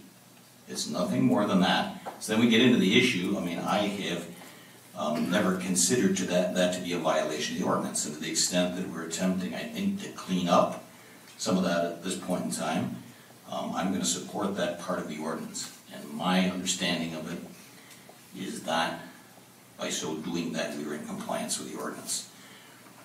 I've got one other, I guess, technical comment, and then invite anybody else to it, and that would just be the text on that, and kind of direct that to Mr. Rabarchek or to Attorney Macy. I'm just a little concerned that the very last word in that proposed text change is wetland, and I know the part of the ordinance that exists now speaks twice about a conservancy district or conservancy district line, and I know last month I even raised the issue just for my own edification whether in fact the conservancy line and the wetland line were one and the same, and I'm just wondering, I asked that as a question, whether that verbiage at the end should say private driveways and bridges located in the conservancy district. And I invite your response to that, and again to Mr. Flanagan. You certainly, Ms. Van Sock, if the chair will allow it, can speak to what I've said, but that's the truth serum for all the years that those of us from the Plan Commission, that's the way we use that ordinance. Been a long time. Planner Ray Barczyk, do you have any input on whether we should change it to Conservancy District or District Line, or rather leave it at wetland? Well, I just had a sidebar conversation with Engineer Janelli, and it's our understanding that the Conservancy line and the wetland lines are one and the same. And I guess I would just say, I don't necessarily have a problem with that, but then do we need to have that understanding? Do we need to have that definition, or why do we want to change those within the text of the ordinance? So I guess I ask that as a question. And I don't know if I necessarily have an opinion. If we want to change it to Conservancy, we can. I think the intent still reads the same. Okay. Attorney Macy, do you have any comment on that? I'm looking at the different codes, and can we come back to that before we vote? I want to go and read some more of your Conservancy District language and things like that. I just was checking all the county. I told you I stole it from the county, right or wrong. I admitted I stole it from the county because I thought if we tweaked it too much, they wouldn't say it was consistent with what their policy was. Mr. Chairman, I'll pass the microphone to others. I do have, that's the only comments I have about that ordinance revision. I have a couple pertaining to the others, but if you prefer somebody to stay on that topic or whatever, it works for me. Well, do any of the other commission members have any comments on that? I do have a question, I guess some clarification. Is it just county conservancy that takes into account woodlands and such, uplands? Or is that part of our code as well? Because in that case, wetlands and conservancy would not be one and the same. The language is based on the language within our C1 code. And our C1 code talks about the streams, the intermittent streams, the wetlands, natural watersheds, existing natural woodlands, and natural environmental resources of the township is what it includes. And it's my understanding that those areas are encompassed within the C1 boundary, the mapped C1 boundary. If they're not mapped, the interpretation is that they're still part of the C1 district, because we do have some wetlands within the township that aren't necessarily mapped, but fall within the C1 district and the intent of the C1 district. I have another question too. Can I just follow up on that, Dan? Sure. Just another question. But I mean, then isn't the question, I thought I heard you say something about upland woodlands or whatever, so, and I'm pushing the envelope a little bit because I think we need to get this cleared up. We've got enough confusion and. All right, we can't read them out of context. I'll answer your question. Okay. First, I agree with everything that was said, but you got to read the whole paragraph. It's not long. I'll read it to you. It's a purpose section. It is not the definition section that they were reading from. Okay? The purpose says the primary purpose of this district is to preserve, protect, and enhance the streams, intermittent streams, and wetland areas of the Waukesha Township. Period. Okay? Then it goes on to say the proper regulation of these areas will serve to maintain and improve water quality, both ground and surface, but it's streams, intermittent streams, and wetland areas. Okay? But now you go up above, and it says the boundaries of conservancy districts are drawn to be intended to represent the edge of a swamp, marsh, or floodland, or the high water line along a stream or watercourse, and shall be finally determined by the Town Plan Commission and the Town Board by the actual field conditions of each specific situation. Within the C1 Conservancy District, the shaded area represents the approximate edge of a floodland shoreline district under the jurisdiction of Waukesha County. Boundaries of conservative districts that include wetlands shall be field staked by the Southeastern Wisconsin Regional Plan Commission or town-approved botanist and placed on a map by a registered land surveyor. The Town Board shall review and approve the wetland delineations. Okay, so the rest of it is important as part of the purpose, but it's streams, intermittent streams, and wetland areas, and they're determined under the procedure I stated, which is right above that. So it is not wildlife habitat. It's not flood damage. Those are goals, but that's not what the district is. Does that make sense? It makes sense, then I guess I would just ask the question, if, and I understand that, if the opinion is that our definition of conservancy district, our definition, our ordinance, and wetland are one and the same, am I understanding that correctly? I mean, is that the Cliff, I mean, is that the quick version of that, or one and Well, the it's same? broader than that if you include streams and intermittent streams, but I would say that those are all gonna be found to be wetlands anyway. Well, they are. And so, if you wanna cut to the quick, I think the word should be changed from wetland to conservancy, Thank you, made my case. or conservancy district, I think, more technical. So, no, I just wanted to go read it before I could answer your question. That's fine. I agree with the, I think legally it's a better term to use, it's more consistent. Anything further? I have another question. When it comes time to replace and repair the several bridges we have in town, and I know that one of them in the town is going to need a replacement or repair in the very near future, does this ordinance change allow us then to make those repairs and replacement? Without that change, we obviously cannot. Engineer Janelli. I think that was my underlying concern throughout was at what point, you know, will the town have to rebuild a road or redo a culvert or a bridge or something, and then have this issue in the background that would ultimately we'd have to do the same thing that we're doing now in order to fix that, in my opinion, to allow us to repair that road or do that bridge or work within that buffer.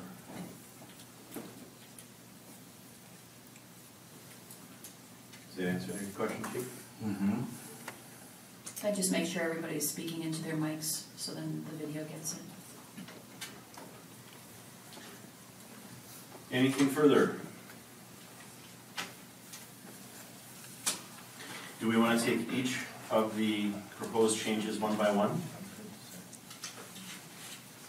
I don't recommend from a legal standpoint you do it for the motion. You can continue to discuss them one by one if there's other issues on the assessor or any of the others. But the motion is to recommend, the motion as I hear it right now is either to recommend approval or recommend denial. If it's recommend approval, I assume Mr. Fisher would be asking you to change the word wetland to conservancy district in that location. Can you check the other one, Mr. Fisher, to see if we need to make it also in section 5? Yeah, we can leave that till there, but for consistency, I think it's gotta be picked up there as well. That'd be on the top of page 8. I think it's pretty much the last word on page 8.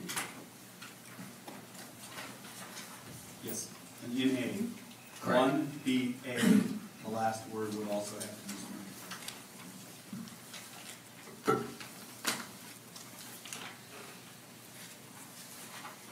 So your recommendation is to take all of these in one motion. Is that accurate? Yes. All right. Any discussion then on 13.2-10D? I would like to speak to that, but courtesy, I'll let others go first.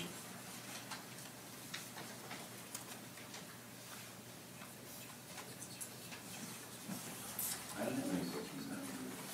Chief?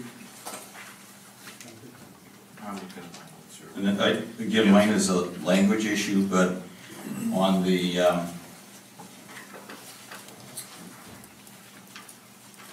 top of page 3, under C, about a third of the way down the page, where there's language about recertification that says recertification of location of residential or agricultural accessory building. It begins that way, and I have some suggestions or concern. I would like some discussion about the end of the last sentence, which talks about the town building inspector having the right to request a recertification of any structure, location, and elevations if the structure is closer than 3 feet to the minimum offset setback or elevation requirements. My concern or suggestion on it is, when we're talking about recertification, that means after the residential or agricultural accessory building is built, to see where it was in fact built. I have a concern that I think that whole purpose of what we're trying to empower the building inspector to be able to do is to find out where the building is. So I don't know how the building inspector would know whether it is closer than 3 feet or further on top of it. And the other thing is the 3 foot to the minimum offset, setback, or elevation requirements. The elevation issue is a little bit different. I mean, my suggested verbiage would be something like, and maybe somebody could help, but the town building inspector shall have the right to request a recertification of any structure, location, and elevations if the town building inspector has reason to believe that the structure as constructed could violate the minimum offset, setback, or elevation requirements, or something to that effect. I think that 3 feet to me is a little too constraining, because that's the whole purpose of recertification, is to find out where it is. I invite comments. Do you have a suggestion that you would like changed? Yeah, I can read it again for people's reaction to it, but the last part of this sentence that says structure, location, and elevations, if the structure, well, I would change it this way to say recertification of any structure, location, and elevations if the town building inspector has reason to believe that the structure as constructed could violate the minimum offset, setback, or elevation requirements. Let me do it again, or something to that effect. Well, the only comment I would have is I would hesitate to limit him to only once it's constructed, because he could check some of that when the footings are in. Good point. Or and I would want him to stop sure. if the footings look like constructed or partially constructed. I mean, we're agreeing on that. Recertification means it's in progress. I mean, that's a common thing, the footing of the foundation walls. I guess I'd like to just open that up a little bit. If he has any reasonable reason to believe that the offset, setback, or elevation requirements might violate our ordinances, that he could basically pull a pin and require certification at that, recertification at that time. I believe that was the intent of Plainer Ibarczyk, if you could weigh in on this. I think maybe the appropriate language might have been something like of any structure, location, and elevations if the proposed structure is closer. Well, I was gonna ask Attorney Macy, because I believe he's the internet. The language that's here came right from section 13-2-2B. I just copied it from the other section of our existing ordinance. And that's okay, but maybe we need to take a look at that too. And even the chairman recommended, when I looked at this first, I mean, the question that I posed to myself is, were we talking about a proposed location? But then when we're in fact using the word recertification, that means to me that something physically has already been in place. It may not be completely built, but as Attorney Macy said, we've got footings or foundation wall or something. And I mean, that, I think, is the definition of recertification, that construction has begun. Correct. That is correct. In working with Building Inspector Montoya, he said that he was getting a lot of pushback early on in the process, requiring a resident to do a full-blown certified survey map or a plat of survey showing where the actual location of the building was. So now what we've done is we've allowed someone to do a plat of survey where they draw the building on to scale. What letter C allows him to do is that he goes out, it's my understanding, that he goes out and he inspects the location at the time that footings have been put in. And if he feels per section 13-2-2B that it's closer than within 3 feet from an offset or a setback, he requires a full survey to be done, or a full recert to be done at that point. And I get that. All I'm trying to do, and we don't want anybody to abuse this, and I understand that I'm with it, I'm just a little bit troubled about the 3 feet, because he goes out there, I mean, he sees it on paper, doesn't really know where that lot line is, but if he's sufficiently concerned that it may be in violation, but why do we need, I mean, to say it's closer than 3 feet, if he knew exactly where it was, he wouldn't be calling for the recertification. I'm not trying to pick on words, I'm just trying to empower him in good faith to have a bit more flexibility to do that. My understanding is that if he's talking about if it's closer than 3 feet on paper, that he can require it to be recerted. So on paper, if it's on paper closer than 3 feet than the minimum setback, then Martin can look at it and say, I'm not sure if this is accurate, get a recertification.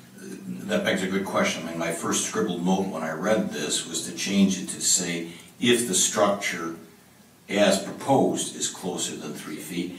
That was my first reaction to it, but then when I read the recertification, I mean, I think this can be read a couple different ways. So maybe just even wipe the language away and start with where Jamie was at. I mean, what you were kind of explaining, I think, was construction has begun?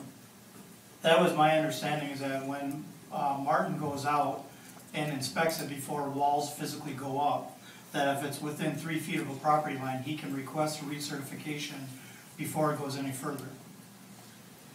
But how does he know it's within 3 feet? That's because it's on the proposed drawings. Correct, but when he goes out and does a field verification, I think to the best of his knowledge, he tries to find where the property line is, and then he sees within that 3 foot threshold, if he's not certain, then he can request the recert. And I believe the 3 feet that's the threshold that he can go by according to section 13-2-2B. And I don't know if Attorney Macy has got to that section of the ordinance yet or not. I did, and it does shed a lot of light onto it. The problem is for the supervisor, I think, and rightly so, is it's taken out of context. Okay? What we're trying to distinguish here is that when you get a building permit for other buildings other than the accessory structures, you have to do a plat of survey. And you have to prepare by the registered surveyor, and it lays everything out. So when we get to the end of that paragraph, it adds, and rightly so, but it's a somewhat lengthy paragraph, the building inspector shall have the right to request a recertification of any structure, location, and elevations if the structure is closer than 3 feet to the minimum offset setback and elevation requirements. But they've already done a plat of survey, and it's laid out in 3 or 4 sentences before that what has to be in that plat of survey and why and things like that. So pulling it out without all the other sentences does cause that confusion. So I definitely agree we should tighten it up. My rule is if somebody reads it and there's confusion, we should fix it, because we know now that's why you're the experts and you read them. If you have concerns with them, we should fix them. I mean, I think for me the issue, we've got a couple possible things going on. Somebody can bring a proposed plan showing where they're going to locate it, and guess what? Every time we look at those on paper, they always comply. Correct. They're 20 feet off. They're fine. Somebody goes out to build it, they go buy the thing from a big box store and have somebody throw it together. They don't know where their property line is, and I don't wonder, my neighbor cuts 12 feet apart of my yard, and he can do it as long as he wants, as long as he doesn't want an adverse possession. I mean, people don't know sometimes where those property lines are. So there's two things. If he brings it on paper, they're almost all going to pass. So somebody says, I want it at the minimum 20 feet. The purpose of recertification, and not even when somebody, even if he gets a land surveyor to stake it out, no. Because somebody walks away, not unkind, they move the stakes and build it someplace else. It's when you have physically put something in place that you basically, if there's a doubt about it, have to hire the surveyor to demonstrate that it's so. And we don't want anybody to abuse that, but that's how we get into this problem, because they're not built often where they are on paper. Brian, they can pin their footing before they pour it. They can pin the footing before they pour it even. Yeah. And all the surveyor, and we've done this, where he can establish, he can put a stake in where the lot line is, if it's 3 foot or 3'6" or 3'8", or that can be done before anything is done other than the excavation and pin the footing. Am I right?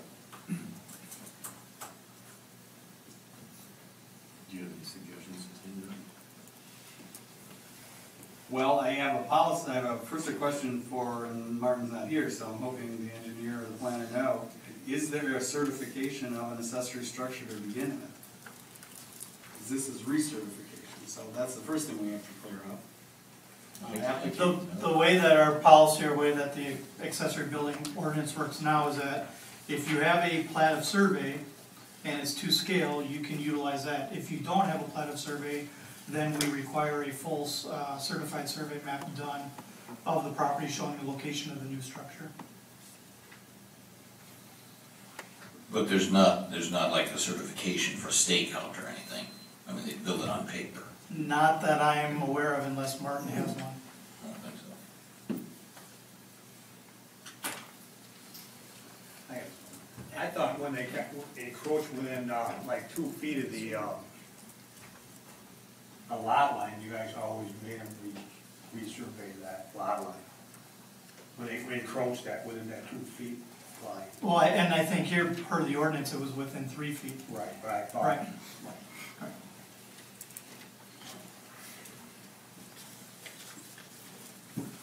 Mr. Chairman?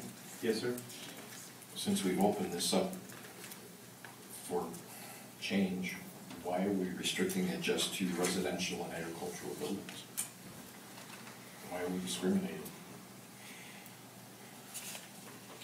I don't believe we are. In this section, we're actually pulling that language for residential and agricultural accessory buildings.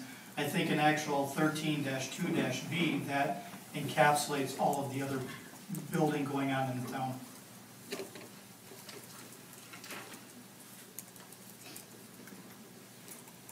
That's true.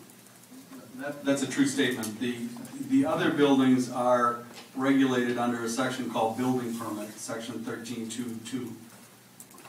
Requirements, plat of survey. So what they're saying is the title of this one is accessory structures, and they're saying the only accessory structures we allow are residential or agricultural. I guess if you have a commercial accessory structure, it might be considered, a principal structure, but it's not subject to this. It's not subject to this requirement. It was not supposed to be limiting, I don't think. I think they're trying to say that that's what this section deals with, but I don't know if there'd be a problem, Mr. Grabarczyk, if it's any accessory building. The ordinance that we had before only limited it to residential and agricultural.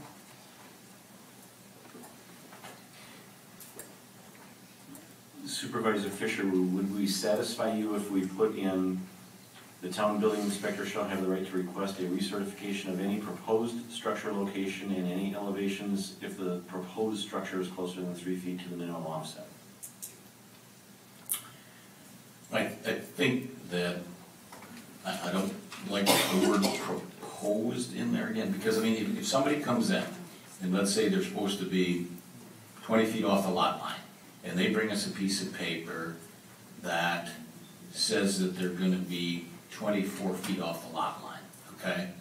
And then they basically go and build this thing, the building inspector goes out there and looks at it and says, geez, I don't think that's where that's located. I wanna be able to empower him to be able to require recertification. So if he goes out there and thinks it isn't built where it was proposed on paper, so that's my concern. If we took out the 3 feet minimum, we proposed in and take the 3 feet minimum? Or? I think the problem just, and I don't care if you say recertification or certification, I still haven't figured out whether we have certification to begin with, but I think all you have to do possibly is at the end say, at any time during the construction process or completion of the same. That's your point. Right? At any time during the construction process or upon completion of the building. Does that address? I think it was, and I would even take the 3 feet part out of it. I mean, we're trying to put it into the words, but if he has reason to believe that the elevation or location of it violates the ordinance with regard to setback or elevation at any time during that construction process, I think you ought to have, with good faith without abusing something, but I think you ought to have the ability to require recertification at any point in that process. So you want the limitation of 3 feet taken out, and I don't take issue with that either. I think it's better that way. Okay.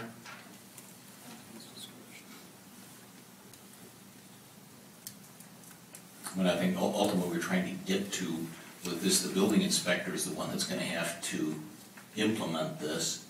And if we're a little bit struggling as to what it means, it's certainly not gonna be clear to him as to what he's can do and what he can't do. Planner Ray Barczyk, can you read back what the new proposed language would be then?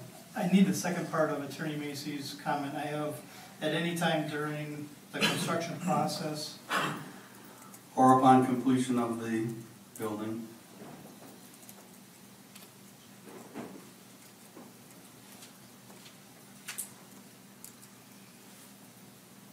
So perhaps it reads, the town building inspector shall have the right to request a recertification of any structure, location, and elevations, and then strike, starting from if. To the end. To the end, and then your language. At any time during the construction of the, maybe we should be consistent, construction of the building or upon completion of the same. Got that, Kat? Or the mic does. Anytime during the construction of the building or upon completion of the same, right? That's what you meant? Yeah. And then he suggests if the building inspector has questions as to whether the building is legally located, I think is what you're saying. Yeah. And elevation. Location and elevation complies with our ordinances. If the building inspection has reason to question whether the building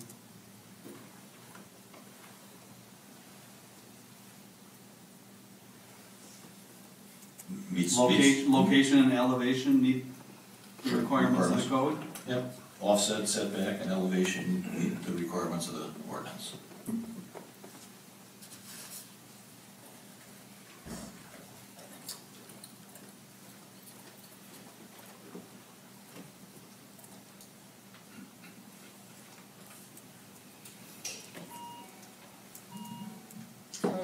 So are we, we're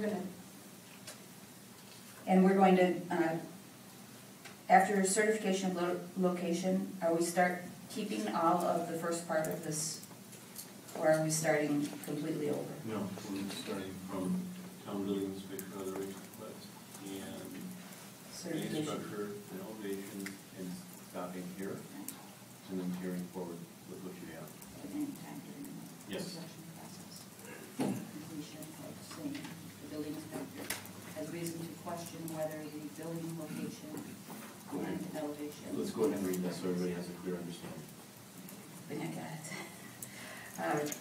So recertification of location for a residential or agricultural accessory building, the town building inspector shall have the right to request a recertification of any structure, location, and elevations at any time during the construction process or on completion of the same, if the building inspector has reason to question whether the building location and elevation meet the requirements of the code. Does that work for everybody? I think the only thing that I would say, last thing is, meet the requirements code, I think I would just put the part in there, meet the requirements for building offset, setback, and elevation. I think then it's abundantly clear.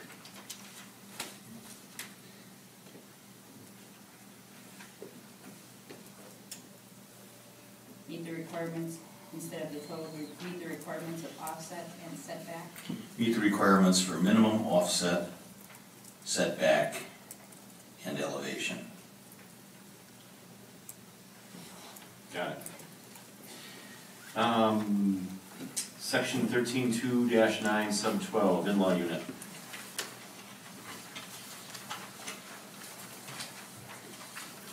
Any questions?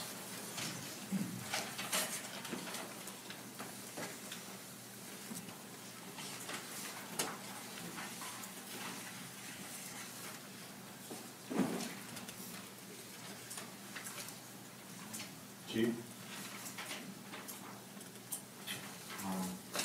The only concern I have really isn't part of the change that was made, it's part of the ordinance that is not part of the change.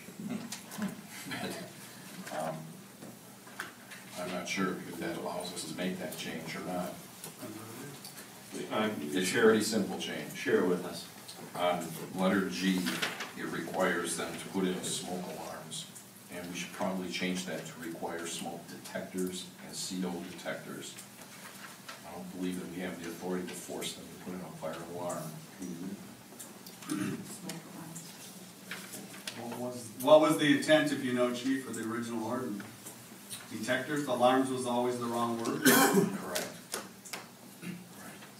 I don't have a problem with switching alarms to detectors, but I don't know about it changing CO without, that changes the ordinance, we'd have to hold a public hearing, that's a different device. CO is a building requirement anyway, it's covered under building permits anyway. Both are, so it's really rather redundant. Right. Okay.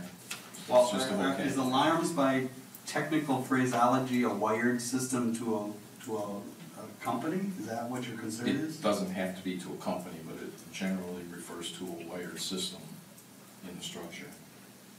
There are silent alarms and there are alarms that go to a company. But silent alarms are, I'm sorry, I don't. What's a silent alarm? Where does that go? It doesn't go anywhere, it stays within the building, but it just notifies itself. And it's far more expensive to put in than detectors.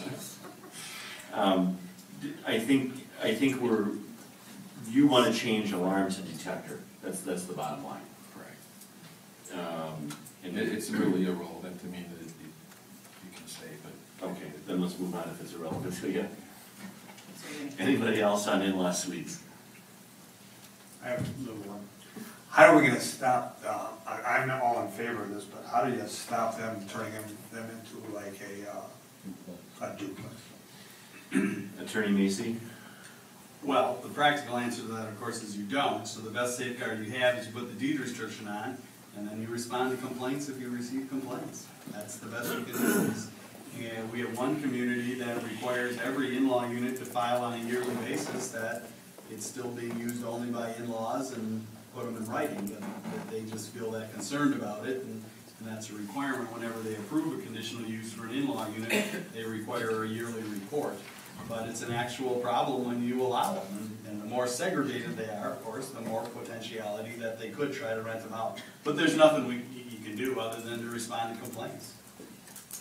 I mean, that's just the practicality of the situation, to be honest. So are they required to, in our town here, to redo it every year, I guess that's my question. Not at this point. Not at this point. I think this is a pretty rare circumstance. It's the first one that I've seen come before us. How often have you seen it? And there's been some in the town that's been operating for years that were just, Mom and Pa lived upstairs in the bedroom and put a little stove or whatever. But that was not unusual.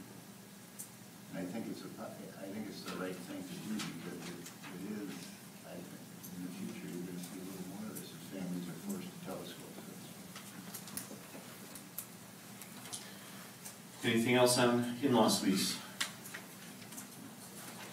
Then on to subsection 13-2-24, limited jurisdiction.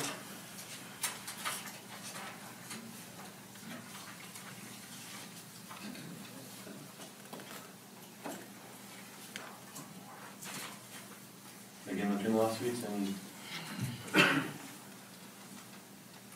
questions on that?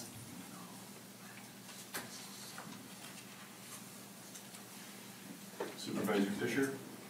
Good? Nothing. Al?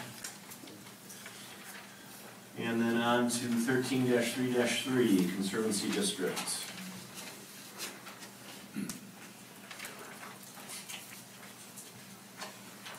And I think we've agreed that we're going to change the last word from wetland to Conservancy District. Anything else on that?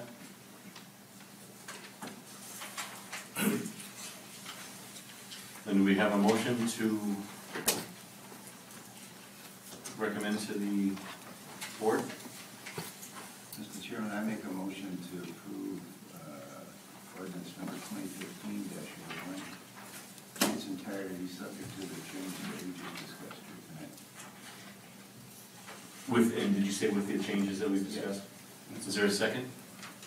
The motion said to approve, but it's a recommendation to the town board. Yeah. Is there a second? I'll second. Any further discussion? Yeah. I have a little comment. And this might not in regard to that, but I guess I'd recommend if, there's a couple of zoning changes that everyone's a huge issue or for everybody, and I guess it'd be nice, I know in the past, sometimes we've had workshops to do this type of thing.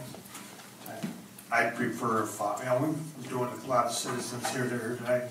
I think we could probably do this and bring it back to the citizen when it's, hash it out. Be a lot easier, I think. Are you saying in the future? Yes, I think that'd be a good thing if we could maybe put that, I know we had a. We did a workshop, you were in Florida. Yes, I know, but I think that would be a good thing that we could have it all set in stone, so. I agree. So, if we could do that, it'd be great. Okay. Anything further? I'd like to make a comment now that I made the motion. Mike? I'm sorry. You gotta turn it on. No, the green button. The green button is on. There you go. Just bring it closer to you. Yes, first of all, I said it in the last meeting, this is an excellent use of this property, and it's in an excellent location. And I think. We'll do that next time. Oh, I'm sorry, I thought we. No, we're still on zoning changes. Now you know what's coming. All right, anything further on 6? All in favor? Aye. Aye. Opposed? Motion carries. On to 7. Discussion and possible action on the site plan of operation. The owner is 5 Diamonds Inc. The applicant is Tom Kilnick. The location is West 234, South 3555, West Paul Parkway. This is for a recommendation to the town board. Commissioner Flanagan, do you have something you'd like to share? Yes.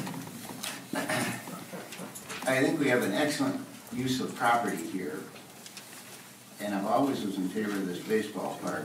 Now, regarding the parking, when this was originally laid out, this encapsulates all of the parking on the east side of the property. Nobody mentioned the word safety in automobiles, and you got kids running around. This is a perfect way to do this.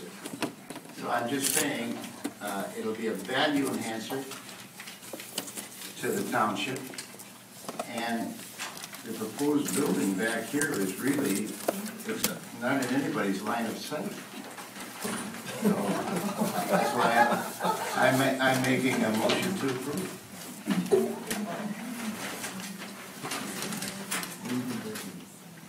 Since there's a motion on the table, is there a second? For discussion. I'll second for discussion purposes. Thank you. We need to have the petitioner present the revised plan and we need the planner's report. In order to get it all in. It's okay to have the motion. Right. But Jamie, why don't you go ahead and